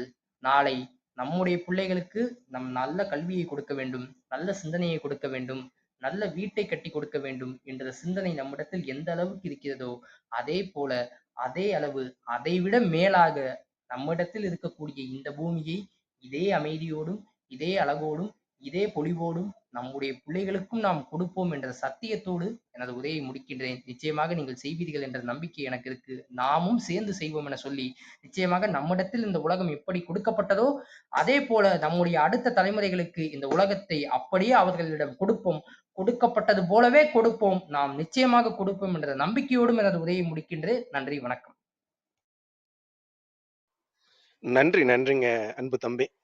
மிகவும் சிறப்பான ஒரு அற்புதமான உரையினை அதிகாலை அன்பு பரிசாக வழங்கிய தருணங்களுக்காக சொல்லரங்க சொந்தங்களாகிய அன்பு நண்பர்கள் ஒவ்வொருவருடனும் இணைந்து சரித்திரம் படைப்போம் தளம் தங்களுக்கு மனம் நிறைந்த நன்றிகளையும் வாழ்த்துக்களையும் பாராட்டுகளையும் பகிர்ந்து கொள்வதில் பெருமகிழ்வு கொள்கின்றது. அன்பிற்கினிய நண்பர்களே, நாம் அனைவரும் இணைந்திருப்பது சரித்திரம் படைப்போம் தளம். ஒவ்வொரு வாரமும் ஒவ்வொரு தொகுப்பு, ஒவ்வொரு நாளும் ஒவ்வொரு தலைப்பு, வார இறுதியில் சிறப்பு விருந்தினரின் அழைப்பு, ஞாயிறு தோறும் நமக்கான விடுப்பு என்ற அடிப்படையில் நமது தளம் இயங்கி வருகின்றது. அவ்வரிசையில் இன்று மனிதன் இல்லாத பூமி என்ற ஒரு அற்புதமான தலைப்பின் கீழ் அன்பு தம்பி வளரும் இளம் தலைமுறை சுஜாதா சஞ்சய்குமார் அவர்கள் அற்புதமான சிறப்புரையை வழங்கினார்கள். தமது திருச்சி புனித வளனார் கல்லூரி, சென்ட் ஜோசப் காலேஜ், பெரும்பாலும் அனைவரும் அறிந்திருக்கக்கூடிய கல்லூரி, நமது முன்னாள் குடியரசுத் தலைவர் அப்துல் கலாம் ஐயா, எழுத்தாளர் சுஜாதா, இன்னும் எண்ணிறைந்த ஆளுமைகள் படித்த ஒரு கல்லூரியில் வளர்ந்து வரும் ஆளுமையாக இருக்கக்கூடிய அன்பு தம்பி அவர்கள் 3ஆம் ஆண்டு இளங்கலை இயற்பியல் கல்வியினை பயின்று வருகின்றார். அன்பு தம்பி அவர்களை அறிமுகப்படுத்திய அன்பு சகோதரர் திருச்சி புனித வளனார் கல்லூரி தமிழ் ஆய்வுத்துறை இணை பேராசிரியர் ஜா சலேத் அவர்களுக்கு இந்த நேரத்தில் மனம் நிறைந்த நன்றிகளை பகிர்ந்து கொள்வதில் பெருமகிழ்வு கொள்கின்றேன். அவருடைய அறிமுகம் வாயிலாக அன்பு தம்பி அவர்களை சமீபத்தில் திருச்சியில் ஒரு பயிற்சி முகாமில் சந்திக்கக்கூடிய ஒரு அற்புதமான வாய்ப்பு அரங்கேறியது. வளரும் பயிரை அதே சூழலில் அங்கு கற்றுக்கொள்ளும் ஆர்வம், ஒவ்வொரு நிகழ்வுகளிலும் முன்னெடுத்து அதை ஒருங்கிணைக்கக்கூடிய தன்மை என்று பார்க்கும் பொழுது அவருடைய அந்த ஆளுமை திறன் நேரடியாக சந்திக்கும் தருணத்திலேயே வெளிப்பட்டது. கடந்த ஆண்டு தமிழக கல்வித்துறை அமைச்சர் அவர்களின் கரங்களால் திருச்சி மாவட்ட அளவிலான பேச்சு போட்டியில் முதல் பரிசு பெற்று விருதினை பெற்றுள்ளார். இந்த ஆண்டு தமிழக ஆளுநர் அவர்களுடைய கரங்களால் சிறந்த பேச்சாளர் என்ற ஒரு விருதினை பெற்றுள்ளார். இன்னும் நிறைய நிறைய தகுதிகளை வளர்த்து கொண்டு சாதனைகளை படைத்து வரும் அன்பு தம்பி அவர்களை நாம் அனைவரும் இணைந்து வாழ்த்துவோம். பெரியவர்கள் ஆசீர் வழங்க அன்புடன் வேண்டுகின்றேன். நாளை நமது தளத்தில் நன்னம்பிக்கை முனை என்ற ஒரு அற்புதமான தலைப்பில் அன்பு சகோதரர் கவிஞர் கிருஷ்ணதாசர் அவர்கள் அற்புதமான சிறப்புரையை வழங்க இருக்கின்றார்கள். வரும் புதன்கிழமையன்று மனிதனும் தன்னெழுச்சியும் என்ற அற்புதமான தலைப்பின் கீழ் சர்வதேச ஆசிரியர் விருது பெற்ற அன்பு சகோதரர் ஆனந்த்குமார் அவர்கள் அற்புதமான சிறப்புரையை வழங்க இருக்கின்றார்கள். வரும் வியாழனன்று ஆரோக்கிய வியாழனாக உள்ளமும் உடலும் மன ஆற்றுப்படுத்துதல் குறித்த அற்புதமான சிறப்புரையை அன்பு சகோதரி சசிகலா பாரி அவர்கள் வழங்க இருக்கின்றார்கள். வரும் வாரம் வாசிப்பை நேசிப்போம் பகுதியில் இந்த வாரம் ஒவ்வொரு வாரமும் இலக்கிய வெள்ளியாக நாம் வெள்ளிக்கிழமையை கொண்டாடி வருகின்றோம். இந்த வாரம் நிறைய புத்தகங்களை 1000 புத்தகங்களுக்கு மேல் படித்து கொண்டிருக்கும் அன்பு தம்பி ஓஷோ கார்த்திக் அவர்கள் நம்மிடையே வாசிப்பை நேசிப்போம் பகுதியை அலங்கரிக்க இருக்கின்றார்கள். ஒவ்வொரு நாள் நிகழ்வுகளிலும் சரித்திரம் படைப்போம் தளத்தோடு இணைந்து பயணிக்கவும் நமது வாழ்வியல் வழித்தடங்களை இன்னும் செம்மைப்படுத்திக் கொள்ளவும் அன்புடன் அழைக்கின்றோம். இப்பொழுது நிகழ்வின் நெறியாளுமையை தொடரவும் முதன்மை கருத்தினை வழங்கிடவும் அன்பு தங்கை ரேவதி சிவசங்கரன் அவர்களை அன்புடன் அழைக்கின்றோம். நன்றி. அனைவருக்கும் வணக்கம். இன்னைக்கு சுஜாதா சஞ்சய்குமார் அவர்கள் ரொம்ப அழகா பேசினாங்க. ஏன்னா இன்னைக்கு தலைப்பு மனிதன் இல்லாத பூமி அப்படின்னு சொல்லி கேட்டவரைக்கும் எதை பத்தி பேசுவாங்க அப்படின்னு சொல்லி ஒரு ஆர்வமா இருந்தது. ஆனா அதுல எந்த அளவுக்கு மனிதன் இல்லாத பூமி எவ்வளவு மகத்துவமா இருக்கும் அப்படிங்கிறத ரொம்ப அழகா ஒவ்வொரு விஷயமா சொன்னாங்க. முதல்ல அவங்களுடைய தமிழ் உச்சரிப்புக்கும் ஒரு பெரிய பெரிய பாராட்டுக்கள். ஏன்னா இந்த கால இளைய தலைமுறையினர் ரொம்ப அழகா தமிழை உச்சரிக்கிறதும் சரி, ஆங்கிலம் கலப்பில்லாம பேசுனதுக்கும் முதல்ல பாராட்டுக்களை தெரிவிச்சுக்கிறேன். நிறைய நிறைய விஷயங்கள் சொன்னாங்க. மனிதன் இல்லாத பூமி அப்படின்னா மனிதநேயத்தோட இருக்கும் அப்படின்னு சொல்லி குறிப்பிட்டாங்க. ஏன்னா இங்க எல்லாமே மனிதன் அப்படிங்கிறவங்க ஒரு சோஷியல் அனிமல் அப்படிங்கிறது எல்லாம் தெரியும். ஆனா அவன் சோஷியல் அனிமல்னு தன்னை நினைக்காம இங்க இருக்கிற உலகத்திலேயே இருக்கிற ஒரே ஒரு உயிரினம் தான் மட்டும்தான் அப்படின்னு சொல்லிட்டு அனைத்து விஷயங்களையும் தனக்காக மட்டுமே பயன்படுத்திக்கிறான் அப்படிங்கிறத ரொம்ப அழகா சொன்னாங்க. அதுலயும் நேரடியா பயன்படுத்திக்கிறனால என்ன விஷயம் ஆகுது அப்படின்னு சொல்லிட்டு அதுக்கப்புறம் டைனோசர் எந்த அளவுக்கு நம்மளுடைய உலகத்தை ஆட்டி படைச்சிட்டு இருந்தது. ஆனா இப்ப எங்க போச்சு டைனோசர் அப்படிங்கிற ஒரு கேள்வியும் நம்ம எழுப்பிலேயே அந்த கேள்விக்கு விடையாகத்தான் நம்ம இருக்கோம். ஏன்னா தான் தனது அப்படின்னு போகையில எல்லாமே ஒண்ணும் இல்லாம போயிரும் அப்படிங்கிறதுக்கு ஒரு பெரிய எடுத்துக்காட்டா அந்த டைனோசரை குறிப்பிட்டதாக இருந்தது. அதே போல நிறைய விஷயங்கள் குறிப்பிட்டாங்க. நம்மளுடைய ஒரு உணவு சங்கிலி அப்படின்னு எடுத்துக்கிட்டா ஒவ்வொரு விஷயமா அனைத்துமே நம்மளுக்கு வேணும். ஃபர்ஸ்ட் புல் இருக்கணும். புல்ல மான் அந்த மாதிரி தாவர உண்ணிகள் உண்ணணும். அதுக்கப்புறம் விலங்குகள் மாமிசத்தை சாப்பிடக்கூடிய விலங்குகள், அந்த மாதிரி நிறைய விஷயங்கள் குறிப்பிட்டாங்க. இந்த உணவு சங்கிலி நம்மளுக்கு சரியாக இல்லைனாவே நம்மளுடைய பூமியின் சமநிலை போகும் அப்படிங்கிறதுக்கு அப்புறம் ஒரு புலி கூட தான் ஒரு காட்டெருமையை அடிச்சா அது தனக்குன்னு விட்டுட்டு மீதி எல்லாத்தையும் விட்டுட்டு போகுது. அது மூலமா எத்தனை உயிரினங்கள் சாப்பிடுதுன்னு ஒரு பட்டியலே சொன்னாரு. நரியாகட்டும், அதே போல அதை விட சின்ன ஒரு என்ன சொல்றது ஒரு மண்ணா போறது, அந்த மாதிரி ஒவ்வொரு உயிரினங்களுக்கும் அது பயன்படுற மாதிரி இருக்குது. ஆனா நம்ம மனிதன் மட்டும்தான் எல்லாமே தனக்குன்னு வச்சுக்கிறான். அப்படிங்கிறதுக்கு மேல முதல் விஷயமா நமக்கு இந்த உலகம் எப்படி கொடுக்கப்பட்டதுன்னு நம்ம யோசிக்கணும். இங்க நிறைய விஷயங்கள் நல்ல இயற்கையா நம்ம கூட இருந்த விஷயங்கள்லாம் இப்போ காணாம போயிருச்சு அப்படிங்கிறதும், ஒரு நதி அப்படின்னு இருந்தா அதுல மானும் புலியும் ஒன்னாக தண்ணீர் அருந்தியது அப்படின்னு சொல்லி குறிப்பிட்டாங்க. ரொம்ப அழகா ஒவ்வொரு விஷயமா இங்க எல்லாமே நம்ம தான் செய்யறோங்கிற ஒரு பெரிய நினைப்பு இருக்கிற மனுஷனுக்கு நெத்தியில் அடிச்ச மாதிரி நிறைய விஷயங்கள் சொன்னாங்க. மரம் எதுக்காக கின்னஸுக்காக அதாவது நடுற மரத்தை விட பட்டாம்பூச்சிகள் நடுற மதம் மரம் அதிகம் அப்படின்னு சொல்லி சொன்னாங்க. அதேபோல நிறைய விஷயங்கள் நம்மளுடைய எல்லா விஷயங்களுமே வந்து இயற்கையாக காற்றுல வந்து விதைகள் பரவுறது மாரி நிறைய விஷயங்கள வந்து குறிப்பிட்டாங்க. இங்க எல்லாமே நம்ம தான் நடத்தல, எல்லாமே ஒரு சமநிலையாக தான் போகணும் அப்படிங்கிறதும், அப்படி போகலன்னா என்ன ஆகுங்கிறதையும் நிறைய விஷயங்கள் சொன்னாங்க. அதுக்கப்புறம் செவ்வாயில வந்து இப்ப மனிதன் இருக்க முடியுமா? அப்படின்னு சொல்லி ஆராய்ச்சி பண்றதுக்கு அதுக்கும் சொன்னாங்க. ஏன் இங்கே பூமிய கெடுத்தது பத்தாதுன்னு அங்கேயும் போய் கெடுக்கணுமா? அப்படின்னு சொல்லி குறிப்பிட்டாங்க. அதுபோல நிறைய நிறைய இலக்கியங்கள்ல இருந்தும், நிறைய தொல்காப்பியம் அந்த மாரி நிறைய விஷயங்கள்ல இருந்தும் மேற்கோள் காட்டி சொன்னாங்க. அதுல ரொம்ப அழகா சிலர் சொன்னாங்க. புறநானூறுல வந்து இதெல்லாம் ஆரணம் இல்லாத வாழ்க்கை வேணும். பசி, பிணி அது அதேபோல அ பகை விலகணும் அப்படிங்கிறதையும் சொன்னாங்க. நீண்ட நாள் வந்து வாழணும். அதேபோல அல்லல் நீக்கணும் அப்படிங்கிறதையும் குறிப்பிட்டாங்க. மத்தவங்க அதுக்கும் ரொம்ப அழகா நம்ம கண்ணு, காது எல்லாமே எதுக்காக படைக்கப்பட்டதுன்னா, ஒவ்வொன்னும் உதவி செய்யறதுக்காக தான் படைக்கப்பட்டது அப்படிங்கிறதையும் குறிப்பிட்டாங்க. அதேபோல நிறைய அணைகளெல்லாம் இருந்த இதுல வந்து இப்ப 27 கணவாய் மட்டும் தான் 2016 சென்னை ரிப்போர்ட் வரைக்கும் இருக்கு அப்படிங்கிறதும், அது ஏன் இல்லாம போச்சுங்கிறதையும் நிறைய விஷயம் சொன்னாங்க. நம்மளோட சுயநலம், விழிப்புணர்வு இல்லாமை, அதாவது மாற்றம் செய்யணும்னு நம்ம நினைக்காதது. இந்த மாரி நிறைய விஷயங்கள் வந்து செய்யணும். ஆனா இது எல்லாமே வாய் பேச்சா மட்டும் சொல்லிட்டு இருந்தா நடக்கும்னா நிச்சயமா இருக்காது. நம்ம வந்து நிறைய வந்து தன்னார்வலமா செய்யணும். அப்பதான் எல்லாமே சமநிலைக்கு வரும் அப்படிங்கிறது ரொம்ப அழகா குறிப்பிட்டாங்க. மிக்க மிக்க நன்றிங்க சுஜாதா சஞ்சய்குமார். நிச்சயமா மனிதன் என்னென்ன செய்யணுங்கிறத ரொம்ப அழகா குறிப்பிட்டீங்க. மிக்க மிக்க நன்றி. வணக்கம் விஜயாம்மா, நீங்க பேசலாம். விஜயாம்மா இருக்கீங்களா? வணக்கம் விவேக், நீங்க பேசலாம்.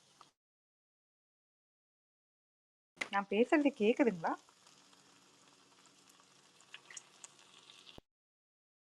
கேக்குதுங்கம்மா, தொடரலாம். சரிங்க.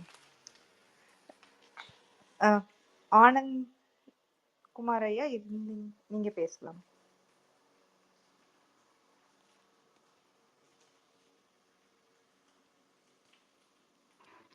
விஜயம்மா, உங்களோட காமிக்கல ஒரு திருப்பு கேட்டுக்கிட்டு இருந்தீங்கன்னா வெளியில போயிட்டு திரும்ப இணைஞ்சுக்கங்க. ஒரு முறை வெளியில சென்று இணைஞ்சுக்கங்கம்மா. விஜயகுமாரி அம்மா,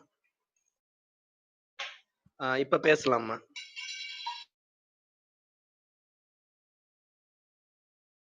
விஜயாம்மா மைக்க ஆன் பண்ணி பேசும். குருவே துணை. இப்ப கேக்குதுங்களாம்மா? கேக்குதுங்கம்மா. வாழ்க வையகம், வாழ்க வையகம், வாழ்க வளமுடன்.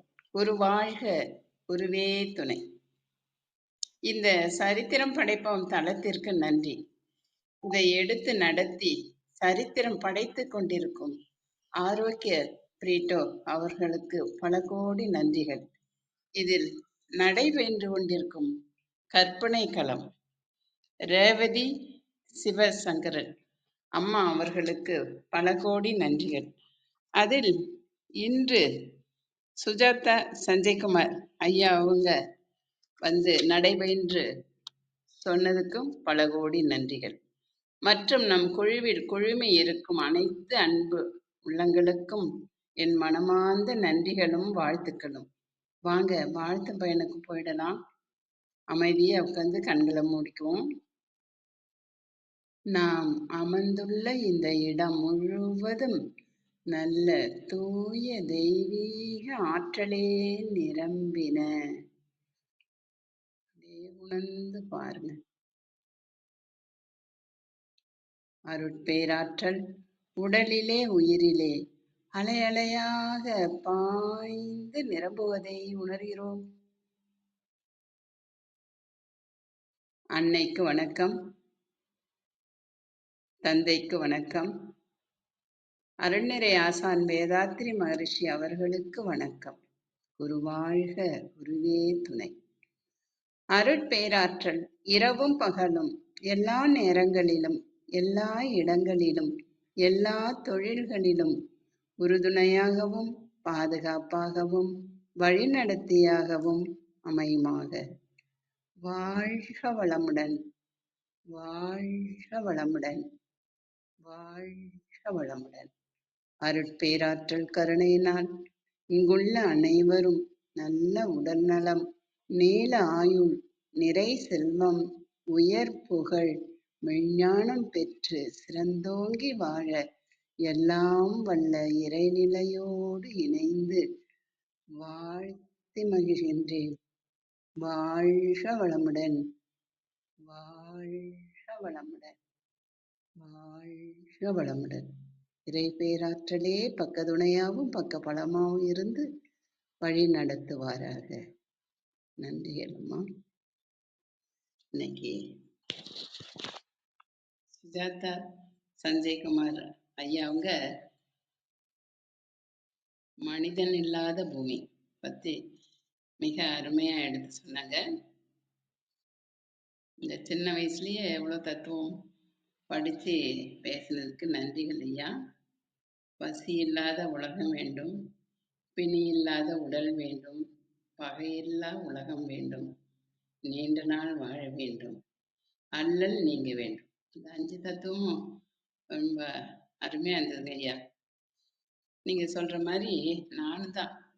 மனிதன் சுயநலமா வாழறான் அப்படின்னு சொன்னீங்க. இப்ப எடுத்துட்டா இப்ப நம்ம வாழறது எப்படின்னா சுயநலமா வாழறோம் நம்ம நினைச்சிட்டு இருக்கோம். ஆனா இந்த உலகத்துல ஒவ்வொரு மனிதனும் உழைத்த அந்த பொருளை எடுத்துதான் நம்ம வாழ்ந்துட்டு வரோம். ஐயா மிக தெளிவா இன்னைக்கு அதை எடுத்து சொன்னீங்க.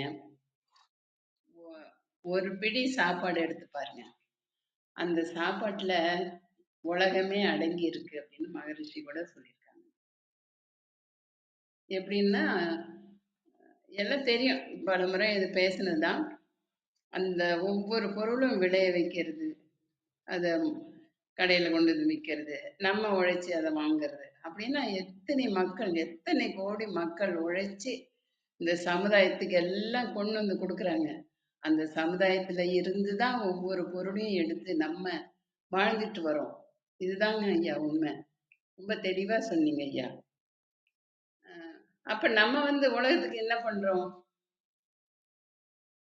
எடுத்துட்டு எல்லாமே நம்மளது நான் வாங்கினா நீ வாங்கணும் அப்படின்னு அப்படி இல்லை. நம்ம உலகத்துல இருந்து எடுத்து நம்ம வாழ்ந்துட்டு இருக்க மாதிரி உலகத்துக்கு நம்ம என்ன கொடுக்குறோம், நம்மளால முடிஞ்சதை என்ன செய்யறோம் அப்படின்னு ஒவ்வொருத்தரும் சுயமா உணர்ந்து பார்க்கணும்.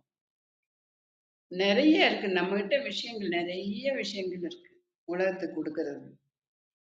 எப்படி வேணாலும் கொடுக்கலாம், பணத்தாலேயோ பொருளாலேயோ அறிவாலேயோ சொல்லாலேயோ செயலாலேயோ நிறைய இருக்கு. என்கிட்ட பணம் இல்லை, நான் எப்படி கொடுக்க முடியும், உதவி பண்ண முடியும் அப்படின்னு நினைக்காதீங்க. ஒரு இன்சொல் ஒருத்தங்களை பார்த்து புகழ்ந்து பேசினாவே அந்த உள்ள மகிழும் பாருங்க, அது ஒரு இதுதான். அந்த மாதிரி நிறைய விஷயங்கள் நம்ம கிட்ட இருக்கு. அதெல்லாம் நம்ம உலகத்துக்கு கொடுக்கதான் வந்திருக்கோம். நம்ம உலகத்துல இருந்து எடுக்கிறோம், ஒரு ஷர்ட் எடுக்கிறோம், அந்த ஷர்ட்டுக்கு பருத்தி நிலம் வச்சு பயிர் வச்சு பருத்தி செஞ்சு அது எப்படி எல்லாம் போய் எத்தனை மக்கள் உழைச்சி அதை எடுத்து நம்ம உடுத்துறோம். நன்றி சொல்லி உடுத்தணும்னு கூட சொல்லியிருக்கேன். நன்றி சொன்னா போதாது, அதுக்கீட நம்ம என்ன செய்யறோம் உலகத்துக்கு, அப்படி ஒரு நன்மையை உணர்ந்து செய்யணும்னு ஐயா மிக அழகா தெளிவா சொன்னாங்க. ரொம்ப நன்றிகள் ஐயா. உண்மை வார்த்தை நீங்க சொன்னது எல்லாமே. மனிதன் இல்லாத உலகம்னா இப்படியெல்லாம் செய்யலைன்னா மனிதனே இல்லை. மனிதன் இருக்கான் அப்படின்னா செய்யணும், செய்யதான் நம்ம வந்திருக்கிறோம். கடவுள் நம்மளை உண்டு பண்ணும் பொழுது எல்லாருக்கும் நம்ம எடுக்கிறோம் ஈகை குணம் வேணும் அப்படின்னு தான் படைக்கிறாங்க.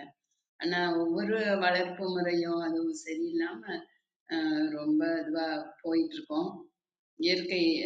இயற்கையை வணங்கணும். இயற்கை தான் நமக்கு எல்லாமே வாரி வழங்கிட்டு இருக்கு. அந்த இயற்கையில நல்ல சிந்தனைகளை விதைக்கணும் முதல்ல. அந்த சிந்தனை நிறைய பரவி மக்களுக்கு சேரும் அப்படின்னு நான் சொல்றேன். ஐயா அவங்கள நான் வாழ்த்துறேன். அருட்பேராற்றல் கருணையினால் நல்ல உடல் நலம், நீல ஆயுள், நிறை செல்வம், உயர் புகழ், விஞ்ஞானம் பெற்று சிறந்தோங்கி வாழ வேண்டும். வாழ்க வளமுடன், வாழ்க வளமுடன், வாழ்க வளமுடன் ஐயா. நிறைய விஷயங்கள் இப்படி சொல்லணும்னு கேட்டுக்கிறேங்க ஐயா. நன்றிகள் அம்மா. மிக்க நன்றிங்க விஜயம்மா. ரொம்ப ஆத்மார்த்தமா வந்து வாழ்த்துனதுக்கும் சரி, நிறைய விஷயங்கள் சுஜாதா சஞ்சய்குமார் அவங்க சொன்னதையும் குறிப்பிட்டு சொன்னீங்க. மிக்க மிக்க நன்றி. ஒரே வார்த்தையில நீங்க வேதாத்திரி மகரிஷி ஐயா குறிப்பிட்டதை வந்து சொன்னீங்க.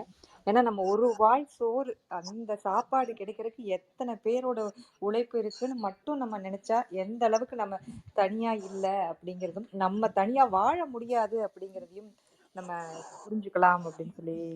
விஜயம்மா கொஞ்சம் மைக்கை மியூட் பண்ணிக்கிறீங்களாம்மா? விவேக் சார் கொஞ்சம் மைக்கை மியூட் பண்ணி அப்படிங்கிறதையும் ரொம்ப அழகா சொன்னீங்க. அதே போல நம்ம ஒரு சட்டையோ ஒரு எந்த ட்ரெஸ்ஸா இருந்தாலும் எடுத்தாலும் அதுக்கு பின்னாடி எத்தனை பேரோட உழைப்பு இருக்கு அப்படிங்கிறதையும் நம்ம புரிஞ்சுக்கணும். அது ஒண்ணு நினைச்சாவே நம்ம இந்த உலகத்துக்கு வந்ததே வந்து எல்லாருக்கும் வந்து நம்ம வாங்குற அளவுக்கு என்னென்ன விஷயங்கள் வந்து நம்ம கொடுக்கணும் அப்படிங்கிறதையும் ரொம்ப அழகா சொன்னீங்க. நம்ம கொடுக்கணும்னா காசு மட்டும்தான் இருக்கணும் அப்படிங்கிறது இல்ல. ஒரு சொல்லே போதும். அது எந்த அளவுக்கு வந்து ஒரு நல்ல மாற்றத்தையும் வாழ்த்துக்களும் நல்ல மாற்றத்தையும் ஏற்படுத்தின்னு சொன்னீங்க. மிக்க நன்றிங்கம்மா. வணக்கம் விவேக் சார், நீங்க பேசலாம். அனைவருக்கும் உற்சாகமான காலை வணக்கம். இன்னைக்கு வந்து சஞ்சய்குமார் வந்து சுஜாதா சஞ்சய்குமார் வந்து ஒரு சிறப்பான ஒரு உரை கொடுத்தாரு. அது ரொம்ப ரொம்ப மகிழ்ச்சி. அவர் ஒரு நேரடி நிகழ்வில் நானும் ஒரு ஒரு கருத்தரங்கத்துக்கு போனேன், அவரும் பேச வந்தார். 2 பேரும் பேசுகிறப்ப வந்து ரொம்ப ரொம்ப ஒரு குட் சோல், ஒரு எமர்ஜிங், ஒரு யங் அப்படின்னு சொல்லலாம். அவ்வளோ ஒரு சிறப்பான ஒரு நபர்.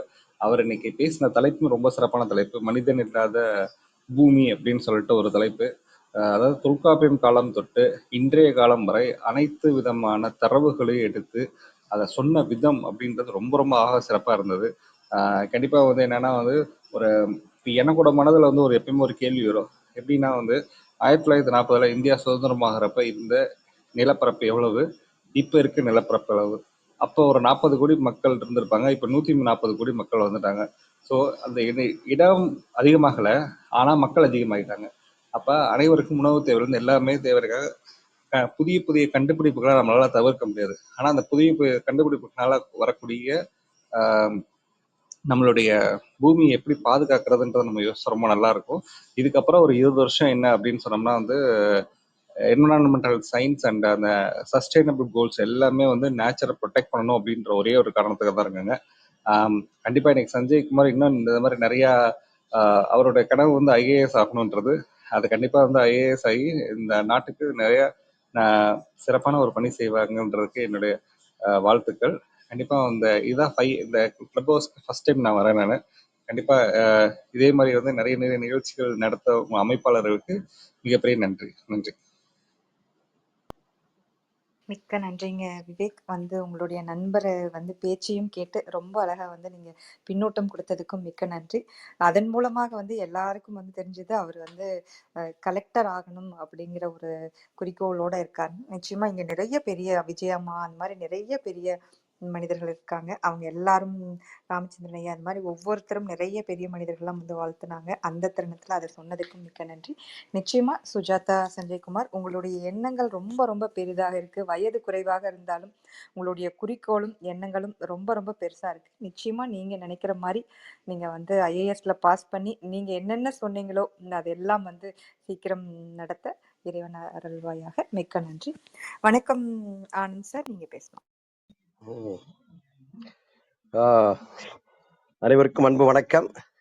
Sujatha Sanjaykumar, hats off to you. Long life, very long life and very brave and courageous life. ஏன்னா ஒரு நீண்ட நாள் கழிச்சு ஒரு மாணவ சமுதாயத்திலிருந்து ஒரு இப்பேற்பட்ட ஒரு எழுச்சி உரை, ஒரு விவேகானந்தரே வந்து பேசுற போல இருந்துச்சுங்க. பக்கத்துல ராமகிருஷ்ண பரமஹம்சர் கை உயர்த்துறாரு. பல இளைஞர்களை சீடர்களை வந்து இந்த தளம் உருவாக்கி கொண்டு இருக்கின்றது. அதற்கு ஒரு உதாரணம் நமது சுஜாதா சஞ்சய்குமார் அவர்கள். இதுல பார்க்கும்போது எனக்கு என்ன ஞாபகம் வருதுன்னா, பழைய நம்ம இந்திய வரலாறுலேருந்து ஒரு நிகழ்வு. அதாவது சென்னையில காந்தி வருகிறாரு. அப்போ முக்கியமான மீட்டிங்ல வந்து மகாத்மா காந்தி அவர்கள் வந்து அவருடைய சீடரோட ஆலோசனை பண்ணிட்டு இருக்கிறாங்க. பாரதியார் வந்து அப்ப மெரினா பீச்ல வந்து ஒரு உரைக்காக ஒரு தலைமை ஏற்று அவர் வந்து உரை நடத்தணும், ஒரு கூட்டம் நடத்தணும். அதற்கு வந்து காந்தியடிகளை வந்து தலைமை தாங்க வர முடியுமான்ட்டு கேட்பதற்காக வருகிறார். வரும்போது என்னன்னா வாயில் காப்பாளர் இருப்பாங்க, எல்லாமே வந்து இந்த மாதிரி யாருன்னா பாரதியார் வந்திருக்கேன்னு சொல்லுங்க சொல்லுவாரு. அவர் வாய்க்குள்ள போறாரு. இவரு அவர் உள்ள போகிறதுக்கு முன்னாடியே 2 பேர் வாசல்ல நிக்கிறாங்க. அவங்க 2 பேரோட கையை தள்ளிட்டு பாரதியார் வந்து நேரா உள்ள போறாரு. நேரா போன உடனே எந்த ஒரு ஃபார்மாலிட்டி கிடையாதுங்க. Hello Gandhi, can you come and preside my meeting today அப்படிங்கிறாரு. அப்புறம் எப்பனா டுடே ஈவினிங் அப்படிங்கிறாரு. அவர் காந்தி வந்து sorry, I don't have time because you have urgent meeting அப்படிங்கிறாரு. திருப்பி ஒண்ணுமே பேசல. Okay thank you Gandhi, we will see you next time மட்டும் வந்துடுறாரு. அவ்வளவுதான், 2 வார்த்தை தான். அப்புறம் அங்க இருக்கிற காந்தி கேட்கிறாரு, என்ன இப்ப யார் ஹூ இஸ் அப்படிங்கிறாரு. அவர் வந்து சொல்றாரு, இது வந்து Tamil poet from Tamil Nadu. Our history சொன்ன உடனே அப்புறம் அவர் காந்தி சொல்ற வார்த்தையை பாருங்க, அதுதான் இங்க நம்ம ஒரு ஹைலைட்டை எடுத்துக்கணும். You ask the Tamil peoples to save him அப்படிங்கிறாரு. இப்போ அவருக்கே தெரியுது, அதாவது ஒரு இப்பேற்பட்ட ஒரு எழுச்சி கொண்டவர்கள், அவர்களுடைய பணி எப்பேற்பட்ட பணி, அது சமுதாயம் வந்து அவர்களை வந்து காக்க வைக்குமா, சமுதாயம் வந்து அவர்களை உயர்த்துமா. அவர்களுக்கு எதிரியே யாருன்னா இப்பேற்பட்ட எழுச்சியர்கள் வந்து சமுதாயம் தான் எதிரி. இப்ப இவர் சொன்ன போல மனித இனத்திற்கு மனிதனே எதிரி, மனிதன் ஒரு நாள் சாவான் அப்படின்னு சஞ்சய் அவர்கள் சொன்னாங்க இல்லையா, அது வந்து 100% உண்மை. ஏன் அப்படின்னா இப்ப நம்ம செய்கின்ற அனைத்து செயல்களுமே நம்ம ஒரு சாவை நோக்கி தான் போயிட்டு, ஒரு அழிவை நோக்கி தான் போயிட்டு இருக்கிறோம். இப்போ ஆராய்ச்சிகள், இப்ப நானும் கூட ஒரு அறிவியல் மாணவன், முதலாக கோயம்புத்தூர் மாவட்டத்தில் இருந்து மாணவர்களை வந்து இஸ்ரோவுக்கு அழைத்து சென்ற ஒரே ஆசிரியர்கிட்ட பெருமை எனக்கு இருக்குது. இருந்தாலும் அங்கே ஒவ்வொரு இதுலயும் அந்த மங்கள்யான், அப்புறம் சந்திரன் ஆராய்ச்சி, இது ஏறக்குரிய அந்த நிலாவுல நாம போறது, அப்புறம் சூரியனுக்கு இப்ப மிக வட துருவத்துல வந்து நாம கோள் அனுப்பியிருக்கிறோம். இதெல்லாம் வந்து மாணவர்கள் நான் சொல்லும் போது எனக்கு தெரியாம ஒரு அழுகுரல் வந்து ஆழ் மனதில் வந்து இன்னுமே இருந்துட்டு தான் இருக்குது. வெளியிலே அறிவியல் வந்து நான் கற்பிக்கிறேன், அந்த உள்ளுக்குள் வந்து அழுது கொண்டுதான் கற்பிக்கிறேன். ஏன்னா இவர் சொன்ன அந்த சஞ்சய் சொன்ன ஒரே வார்த்தையில வந்து நானும் அதில் வந்து ஈடுபடுது. எப்படின்னா, இவ்வளவு ஒரு ஆராய்ச்சி வந்து சந்திர மண்டலத்துக்கோ சூரிய மண்டலத்துக்கோ செவ்வாய் கிரகத்துக்கு அனுப்புறோம், அங்கேயும் இதே நிலைமை ஏற்பட்டானா இருக்கிற கோள்கள் எல்லாம் அழிச்சுட்டு மனிதன் வேறு எங்க போவான்? இந்த ஒரு கேள்வி தான் எனக்குள்ள வந்து ஓடிட்டு இருக்குது. ஆனா அறிவியல் வந்து என்ன பண்ண, கோடி கணக்கில் செலவு செஞ்சு ஒருவேளை இந்த பூமி கோள் வந்து வாழ்வதற்கு தகுதி இல்லாமல் இருந்தால் அடுத்த கோளுக்கு மனிதன் புலம்பெயர்வதற்காக தான் இந்த ஆராய்ச்சி வந்து நடந்துட்டு இருக்குது. அது நோக்கமே அதுதான். அதாவது எவ்வளவு கோடி செலவு பண்றாங்கன்னா, ஒருவேளை பூமியில வந்து வருங்காலத்துல வந்து நம்மளால வாழ முடியாத ஒரு சூழல் ஏற்படும் போது மனிதன் எங்க போவான், அதற்காக இப்பொழுது தயார்படுத்துகிறதுக்காக தான் இந்த ஆராய்ச்சி. இப்போ சஞ்சய் போல என்னுடைய கேள்வி அதுதான், ஏன் இருக்கின்ற பூமியை ஏன் சீரும் சிறப்புமாக நாம் மாற்றக்கூடாது? இதே அந்த கோடிக்கணக்கில் மேல போய் போக்குறதுக்கு இங்கேயே நாம ஏன் பூமியை நம்மளால மாற்ற முடியலங்கிறதுல எனக்கும் ஒரு அந்த கேள்வி இருக்குது. அப்புறம் அதே போல இன்னொரு நிகழ்வு என்னுடைய வாழ்க்கையில் வந்து நடந்த நிகழ்வு, அவர் சொன்ன ஒரு ஒரு வார்த்தை, அதாவது எந்த ஒரு விலங்குகளுமே அதற்கான ஒரு உணவை வந்து தனக்கென வைத்துக் கொள்வதில்லை. இப்போ நான் ஒரு முறை அந்த அதாவது அந்த அந்த மலைவாழ் மக்கள் படிக்கக்கூடிய பள்ளியில நான் ஆசிரியர் பணியாற்றும் போது, நாங்க தேநீர் அருந்ததற்காக நாம இருக்கோம். ஒரு 11 மணிக்கு அந்த இருக்கிற அந்த ஆர்கனைசர் வந்து டீ வைக்கிறாங்க. அப்புறம் பால் இல்லாத ஒரு காப்பியை வந்து கொடுக்குறாங்க. அப்ப நான் தான் புதுசா வந்து அன்னைக்கு தான் ஜாயின் பண்றேன். அப்போ தெரியும் மேடம், இவ்வளவு வரும் வழியில் என்ன பார்த்தோன்னா அவ்வளவு மாடுகள் வந்து அவங்க ரொம்ப வளர்க்குறாங்க, அதிகப்படியான மாடுகள் வளர்க்குறாங்க. அப்புறம் அந்த அக்கா கிட்ட என்ன கேட்குறேன்னா, அக்கா இது இவ்வளவு மாடு இருக்குது, பால் இங்க கிடைக்காதா அப்படின்னு கேட்குறேன். அப்போ அங்க இருக்க ஒரு மாணவி, பக்கத்துல இருக்கின்ற மாணவி, சார் பால் வந்து மாடு பசு பால் குடுக்கறது நமக்கே இல்ல சார், அது குட்டிக்காக தான் சார் போடுது. அந்த பாலை வந்து நாம எப்படி சார் எடுத்து சாப்பிடணும்? நாங்களே இந்த ஊர்ல இருக்கிற அத்தனை பேரும் நம்ம பாலே சாப்பிடறது இல்லை சார். குழந்தை பிறந்த மட்டும் கொஞ்சம் ஒரு பாட்டில வந்து கொஞ்சம் குடுக்குற வழியா யாருமே பால் சாப்பிட மாட்டோம் அப்படிங்கிறாங்க. ஏறக்குறைய அங்க வந்து ஒரு 70-80 வீடுகள் இருக்கின்றன. அனைத்து குடும்பத்தாருமே அவர்கள் ஏகப்பட்ட கால்நடைகள் வைத்திருக்கின்றன. இருந்தாலும் எந்த பால் கூட அவங்க சாப்பிடுறது இல்லை. சோ இந்த மாதிரி ஒரு இயற்கை, அவங்க யாருன்னா மலை இயற்கையோடு காடுகளோடு ஒன்றிணைந்து வாழ்பவர்கள். சோ இவர்களுக்கு தான் அந்த அறிவும் அந்த உணர்ச்சியும் இருக்கு தவிர, நம்மளுடைய இந்த நகரமயமாக்குதலை வந்து இப்ப நம்ம விவேக் சார் சொன்னாரு, உண்மையில் அது உண்மைதான். ஏன்னா நமக்கு வசதிகள் அதிகப்படும் போது நிறைய வீடுகள் இடிக்கப்பட வேணும், அப்புறம் மரங்கள் வெட்டப்பட வேணுங்கிற போது அதுல என்ன ஒரு சோதனை அப்படின்னா, மரத்தினாலேயே செய்யப்பட்ட ஒரு ஆயுதம் தான் அந்த மரத்தையே அழிக்குது. ஏன்னா நம்ம ஒரு கோடாரி செய்கிறோம், அந்த மரத்துல செய்கிறோம், அதே அந்த மரத்துக்கு வந்து நமக்கு வந்து ஆபத்து கொடுக்குறோம். ஸோ இந்த மாதிரி நிறைய நம்ம இருக்குது. நிச்சயமா நீங்கள் வருங்காலத்துல ஒரு விவேகானந்தரா, அதே நேரத்துல ஒரு சிறந்த ஒரு ஐஏஎஸ் வரணும். அதற்காக நீங்கள் ஆனா அனைத்து ஒரு பேச்சுக்கான அனைத்து தகுதிகளும், அதாவது அனைத்து அந்த மேற்கோள்கள் ஆகட்டும், அது விவிலியத்திலிருந்து சொன்னீங்க, குரான்ல சொன்னீங்க. அப்புறம் அதே நேரத்தில் ஈவன் டேனியல் கோல்மேன், எனக்கு அவர் தான் பிடிக்கும், அவர் தான் எனக்கு குரு மாதிரி. ஏன்னா இது எமோஷன்ஸ் வந்து அவர் வந்து ரொம்ப எழுதுறாரு. அந்த எமோஷனல் இன்டெலிஜென்ஸ் அவர் தான் எழுதுறாரு. அங்க அவரும் இக்காலஜியில் பத்தி ஒன்று எழுதியிருக்காங்கிறது நான் இப்பதான் உங்க மூலமா தான் நான் கேள்விப்படுறேன். ஸோ இந்த மாதிரி நிறைய உணர்வுகள், உணர்ச்சிகள் வந்து உங்களை கொட்டி எழுதினீங்க. வாழ்த்துக்கள், வாழ்த்துக்கள். நம்ம தளத்திற்கு அடிக்கடி வாங்க, நம்ம அண்ணாவை பிடிச்சுக்குங்க. நிறைய உங்களுக்கு என்ன வேணும் நம்ம இந்த தளத்தில் வந்து செய்யலாம். அருமை. இன்னும் ஏதாவது எங்களுக்கு வாய்ப்புகள் இருந்தாலும் உங்களுக்கு கூப்பிடுறோம். அந்த மாவட்ட அளவில், மாநில அளவில் ஏதாவது பேச்சுகள் இருந்தால் கூட உங்களுக்கு கூப்பிட்டேன். நல்லா அருமையா பாருங்க. வாழ்த்துக்கள். அனைத்து சொந்தங்களுக்கும் பாரு, இவரோட சஞ்சய் கூட பேசும்போது நம்ம சொந்தங்கள் அனைவருக்குமே வாழ்த்து சொல்ல மறந்துட்டேன். நம்ம தளத்தை பத்தி மறந்துட்டேன். அவ்வளவு ஒரு சிறப்பா இருந்துச்சுங்க. அனைவருக்கும் வணக்கம். நன்றி, நன்றி, வணக்கம். மீண்டும் சந்திப்போம். மிக்க நன்றிங்க ஆனந்த்குமார் சார். ரொம்ப சிறப்பா வந்து வாழ்த்துக்கள் தெரிவித்ததுக்கு மிக்க மிக்க நன்றி.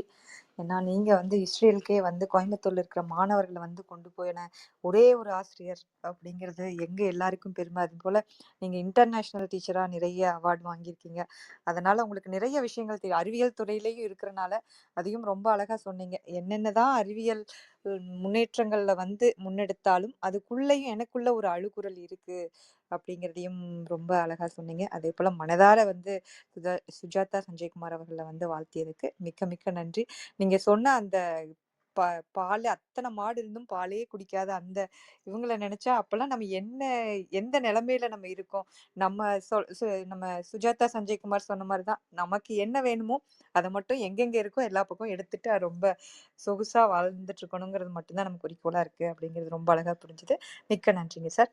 வணக்கம் ராமச்சந்திரன் ஐயா, நீங்க பேசலாம். வணக்கம். சரித்திரம் படைத்துக் கொண்டிருக்கும் தளத்தின் அன்பு சகோதரர்கள் அனைவருக்கும் இனிய காலை வணக்கம். இன்றைய நிகழ்வின் சிறப்பு பேச்சாளர் அன்பிற்கினிய இளம் பேச்சாற்றல் மிக்க சகோதரர் சஞ்சய்குமார் அவர்களுக்கு ஸ்பெஷல் தேங்க்ஸ். அன்பு சகோதரரே, உங்களுடைய பேச்சு, அதாவது வீரத்துறவி சுவாமி விவேகானந்தரை நினைவு கொண்டு வந்து மிக அற்புதமாக உங்களுடைய பேச்சாற்றலால் அனைவரையும் கட்டி போட்டு விட்டீர்கள். ரொம்ப மகிழ்ச்சி சகோதரரே. ரொம்ப அற்புதமான உங்களுடைய வாழ்வீச்சு போன்ற ஒரு பேச்சு.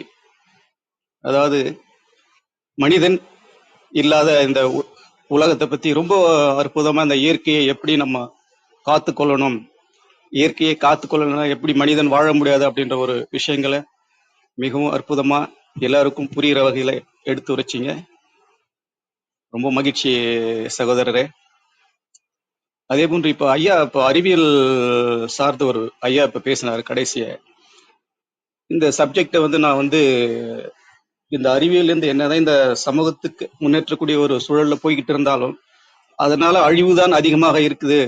இதை மாணவர்களுக்கு கற்பிக்கும் போது நான் அழுது கொண்டே கற்பிக்கிறேன் அப்படின்ற மாதிரி ஒரு விஷயத்த சொன்னாரு ஐயா. இது போன்று எங்களை மாதிரி உள்ளவங்கலாம் கூட இந்த அறிவியல் முன்னேற்றம் எந்த அளவுக்கு இந்த சமூகத்துக்கு பயனுள்ளதா இருக்குது அப்படின்ற போது அது ஒரு பெரிய கேள்விக்குறிதாங்க இருக்கு. தம்பி கூட ஒரு இயற்பியல் மாணவர், அடுத்து இஸ்ரோ அது மாதிரியான விஷயங்களுக்கெல்லாம் பண்ணிட்டு அடுத்து ஒரு விஞ்ஞானி அவர் மேல போகிறாரு.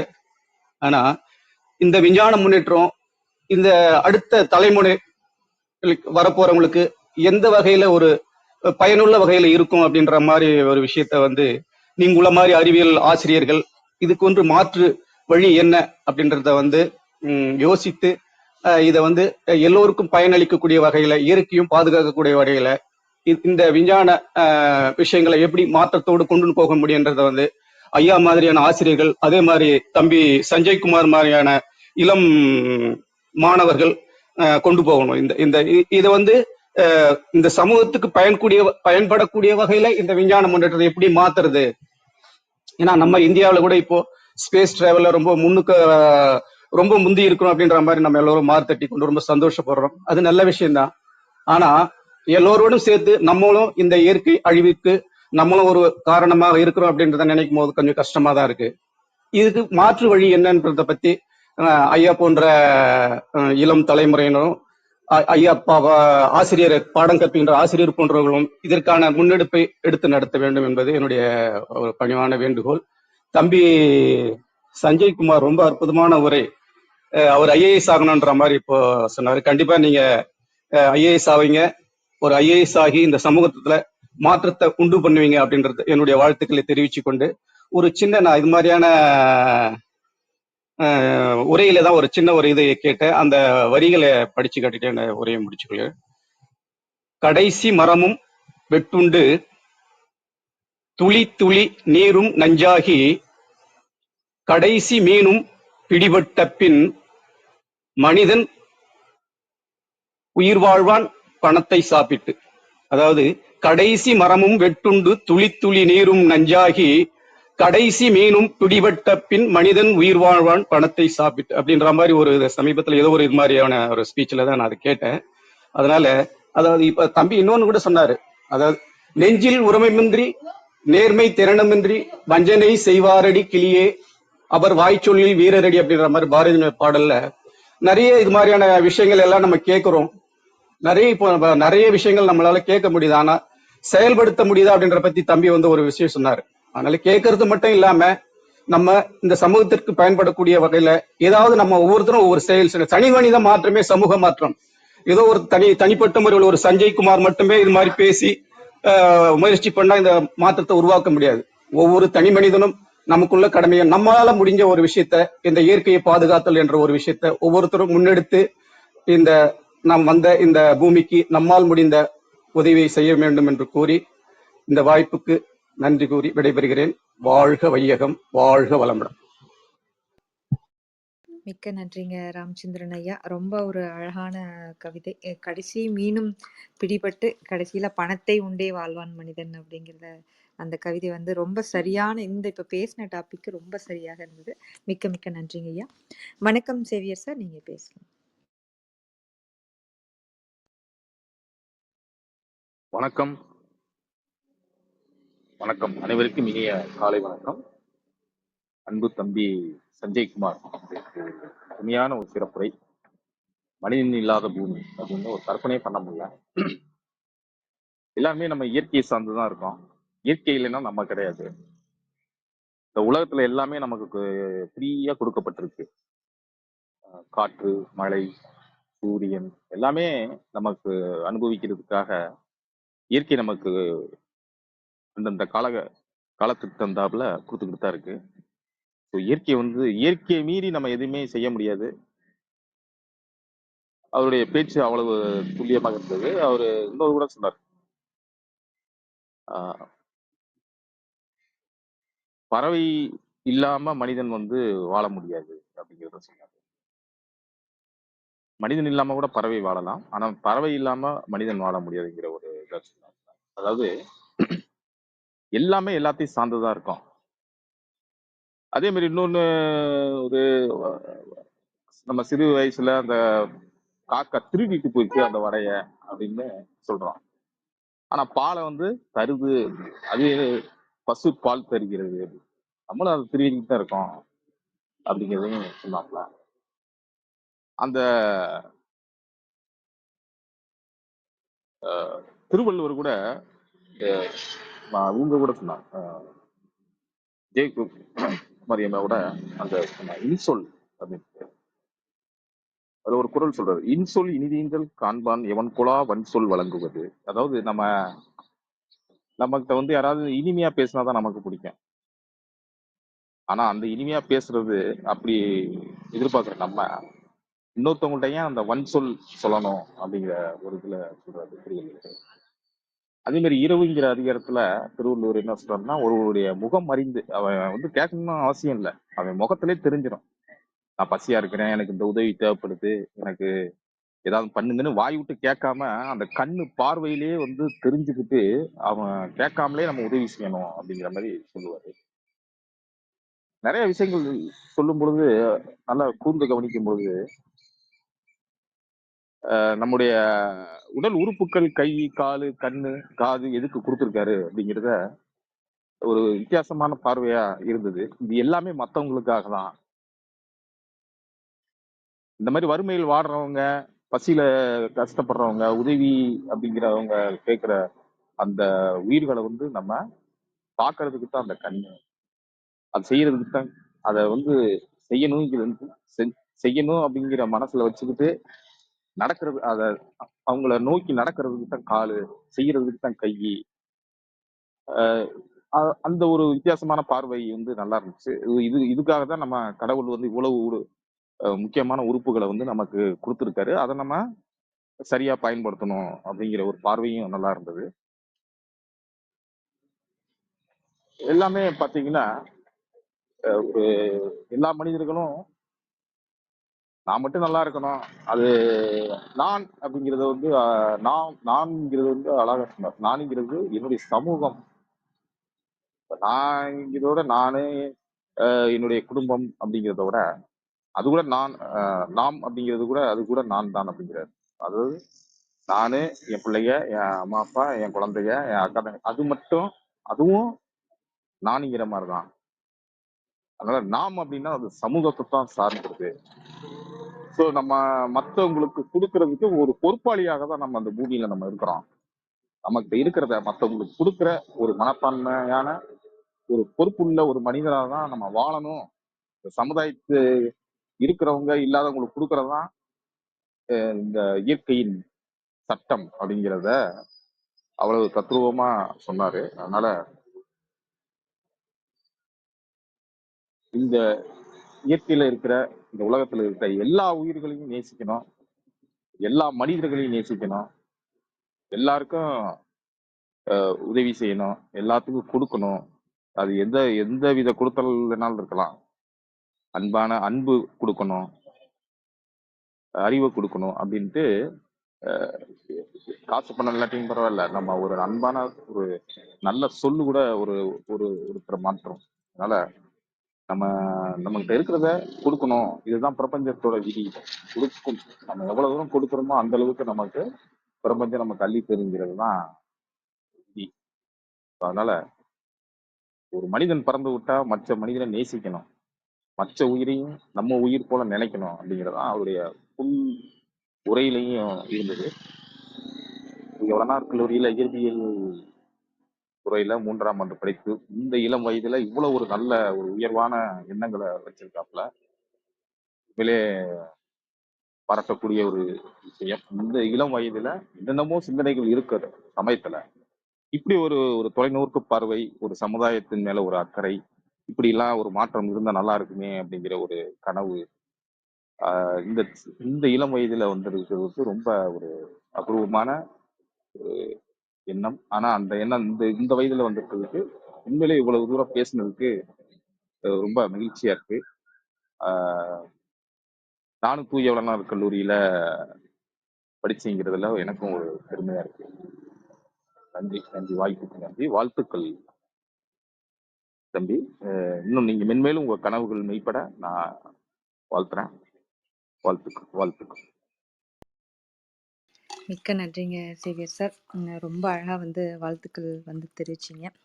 அதை ரொம்ப அழகாக குறிப்பிட்டீங்க. காக்கா திருடிச்சு ஆனால் மாடு பால் கொடுத்தது அப்படின்னு சொல்லி சொன்ன அந்த விஷயத்த வந்து ரொம்ப அழகாக சொன்னீங்க. ஏன்னா அது எந்த அளவுக்கு வந்து நம்ம வந்து ஒரே இப்போ படத்தில் வர மாதிரி தான், உனக்கு வந்தால் ரத்தம் எனக்கு வந்தால் தக்காளி சட்னியா அப்படிங்கிற மாதிரி தான் இருந்தது. அது மாதிரி நிறைய விஷயங்கள் வந்து குறிப்பிட்டீங்க. அதுவும் 2 பேருமே வந்து உங்களுடைய கல்லூரியில் வந்து அவர் படிச்சுட்டு இருக்காரு அப்படிங்கிறதையும் நம்மளுடைய ஆனந்த் சார் கூட சொன்னார். பாரதியாருக்கும் காந்தியடிகளுக்கும் இருந்த இந்த உரையாடல் மாதிரி ஒரு நல்ல ஊக்கமுள்ள இளைஞரை வந்து இன்னைக்கு சந்திச்சது எல்லாருக்கும் ரொம்ப ரொம்ப மகிழ்ச்சியா இருக்கு. மிக்க நன்றிங்க சார். வணக்கம் அருளண்ணா. உங்களுக்கு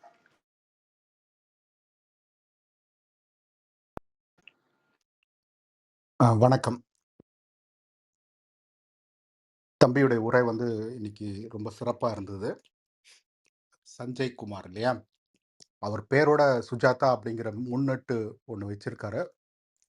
இது அதே கல்லூரியில் படித்த எழுத்தாளர் சுஜாதாவுக்காகவா இல்லை தன்னுடைய தாயுடைய பெயரை சுமக்கணும் அப்படின்னு நினச்சி பண்ணியிருக்காரா அப்படின்னு தெரிஞ்சுக்க ஆசைப்பட்றேன்.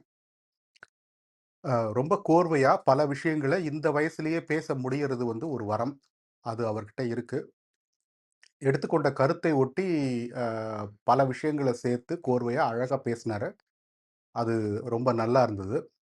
வாழ்த்துக்கள் தம்பி. இன்னும் இது மாதிரி பல விஷயங்கள் தொடர்ந்து செய்யணும். உச்சரிப்பு எல்லாமே வந்து ரொம்ப நல்லா இருந்தது. ழகரத்துல மட்டும் ஏதோ ஒரு சின்ன அது வந்து வராம இருந்தது மாதிரி எனக்கு ஒரு தோற்றம். இது கேட்டதுல இருக்கக்கூடிய ஒலிப்பிழையா? இல்ல அவருக்கு சிறுநாக்கு அது மாதிரி ஏதாவது ஒரு தொந்தரவு காரணமா ழகரம் உச்சரிக்கிறதுல ஏதாவது சிக்கல் இருக்கா? அப்படின்னும் தெரிஞ்சுக்க ஆசைப்படுறேன். மனிதர்கள் இல்லாத பூமி, அது வந்து மத்த அத்தனை விலங்குகளுக்கும் எவ்வளோ நல்லா இருக்கும் அப்படிங்கிறதும் நம்ம நெனச்சு பார்க்க வேண்டிய ஒரு விஷயம். ஏன்னா, மனிதர்கள் வந்து என்டைட்டில்டா எல்லாமே தனக்கு அப்படின்னும், தனக்கு கீழ தான் மத்தது. இது எல்லாமே ஒரு தளம். நம்ம எங்க நிக்கிறோம், மத்தவங்கலாம் எங்க நிக்கிறாங்க அப்படின்னு அந்த பிரிச்சு பார்க்கறதுல தான் தொடங்குது அப்படின்னு நெனைக்கிறேன். மனிதர்கள் தனக்குள்ளேயே பிரிவினைய விதைச்சுக்கிறதாகட்டும், மத்த எல்லா விலங்குகளையும் தனக்கு ஒரு படி கீழ, தனக்கு எல்லாத்தையும் வழங்குறதுக்காக தான் இதெல்லாம் இருக்கு. இயற்கை எல்லாமே எனக்காக அப்படின்னு நினைக்கிறதுல இருந்து தான் அந்த பிரச்சனையே ஆரம்பிக்குது அப்படின்னு நெனைக்கிறேன்.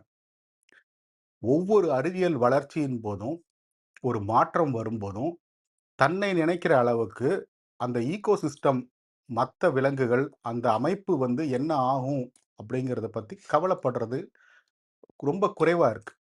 எப்ப வந்து பணம் அப்படிங்கிற ஒரு விஷயத்த நம்ம நடுவுல கொண்டு வந்தோமோ, குறுகிய காலத்துல அதிக பணம் ஒரு சிலர் கைக்கு வரணும் அப்படிங்கிறதுக்காக, அவர்களுடைய சந்ததியோட எதிர்காலத்தையே அடகு வைக்கிற நிலைமை வந்து ரொம்ப நாளா இருந்துகிட்டே இருக்கு.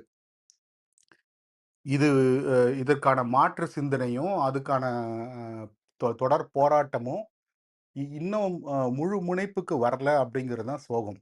ஆனாலும் எதிர்காலம் நல்லா இருக்கும் அப்படிங்கிற நம்பிக்கையை தொடர்ந்து சுமந்து செல்ல வேண்டிய ஆட்களாக நாம் இருக்கிறோம். அதுதான் இன்னைக்கு அவருடைய பேச்சிலையும் பிரதிபலிச்சது. அருமை. நன்றி.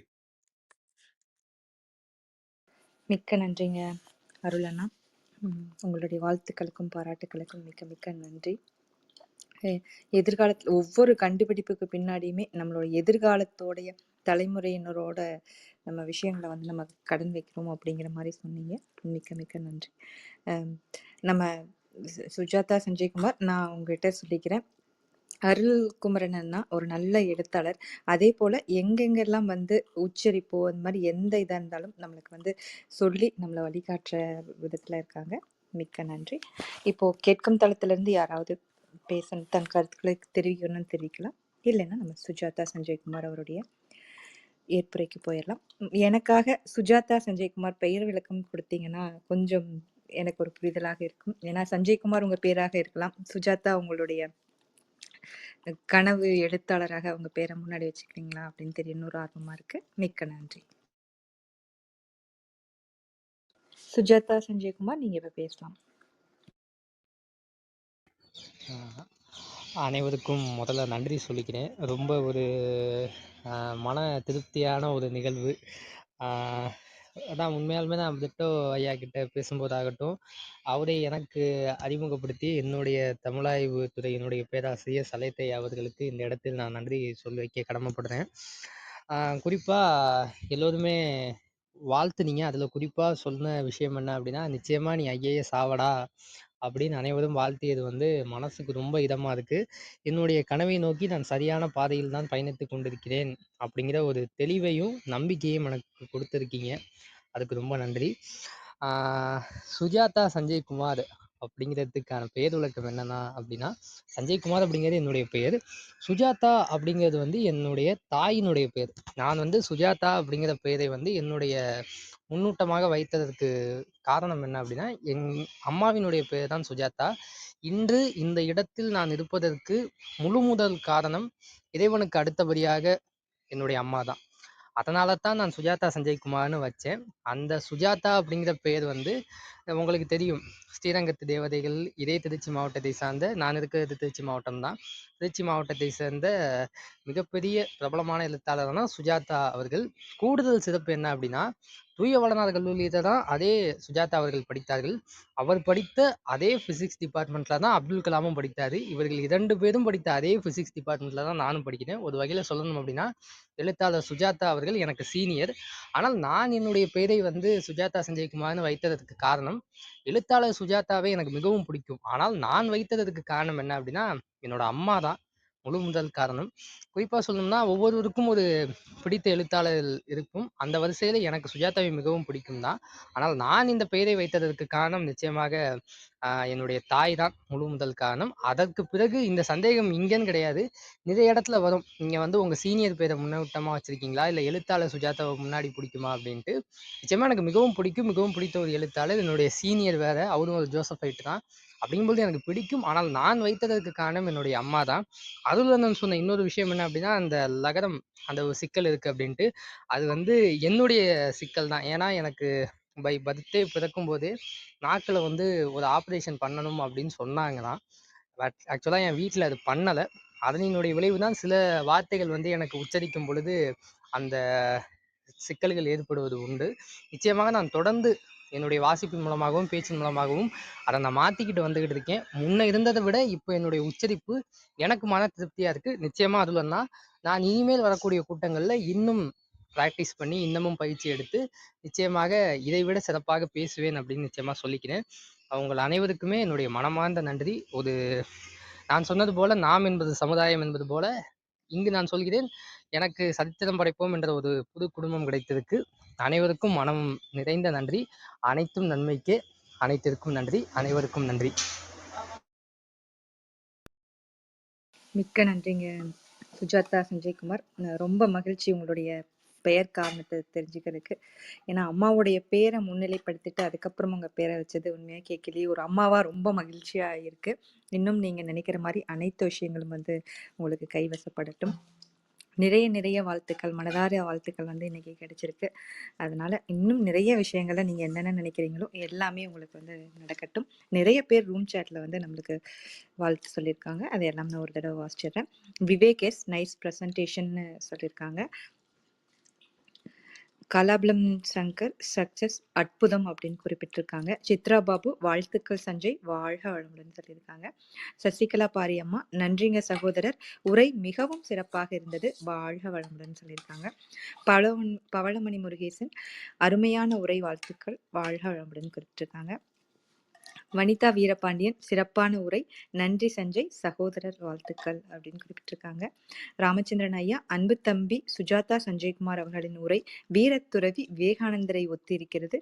நீங்கள் IAS அதிகாரியாக உயர்ந்து சமூக மாற்றத்தை உருவாக்க வாழ்த்துக்கள், வாழ்க வையகம், வாழ்க வளமுடன் குறிப்பிட்டிருக்காங்க. கற்பகவள்ளி வாழ்த்துக்கள் தம்பி சுஜாதா சஞ்சய்குமார் அப்படின்னு குறிப்பிட்டிருக்காங்க. மிக்க மிக்க மகிழ்ச்சியா இருக்கு.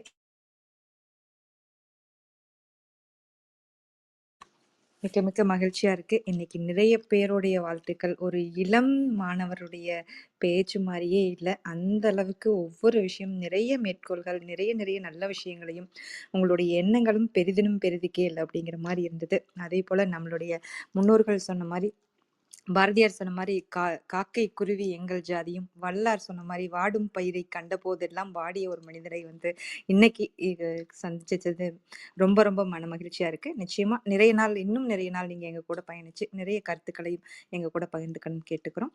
மிக்க மிக்க நன்றி. இங்க பேச்சாளர்களாக கலந்து கொண்ட விஜயாம்மா, ஆனந்த் சார், ராமச்சந்திரன் ஐயா, சேவியர் அண்ணா, அருள் அண்ணா அனைவருக்கும் மிக்க மிக்க நன்றி.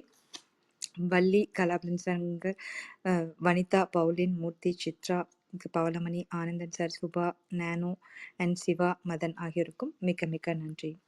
பிரிட்டோ அண்ணா, வள்ளி, வேல் அனைவருக்கும் மிக்க மிக்க நன்றி. ரொம்ப அழகா சிறப்புரை கொடுத்த சுஜாதா சஞ்சய்குமார் அவருக்கும் மிக்க மிக்க நன்றி. மிக்க நன்றி அனைவருக்கும். ரீப்ளே கேட்க போற ஒவ்வொருக்கும் நன்றி. ரூம் சேட்ல தங்களுடைய வாழ்த்துக்களை சொன்ன ஒவ்வொருவருக்கும் நன்றி. அனைவருக்கும் நன்றி. ஆண்டவனுக்கும் நன்றி. அனைத்திற்கும் நன்றி. மிக்க நன்றி அனைவருக்கும். இதோட தளத்தை நிறைவு செய்து கொள்கிறேன். நாளை காலை 6 மணிக்கு சந்திப்போம்.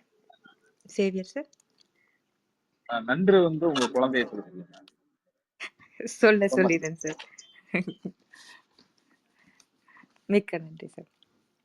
5 4 3 2 1 நன்றி.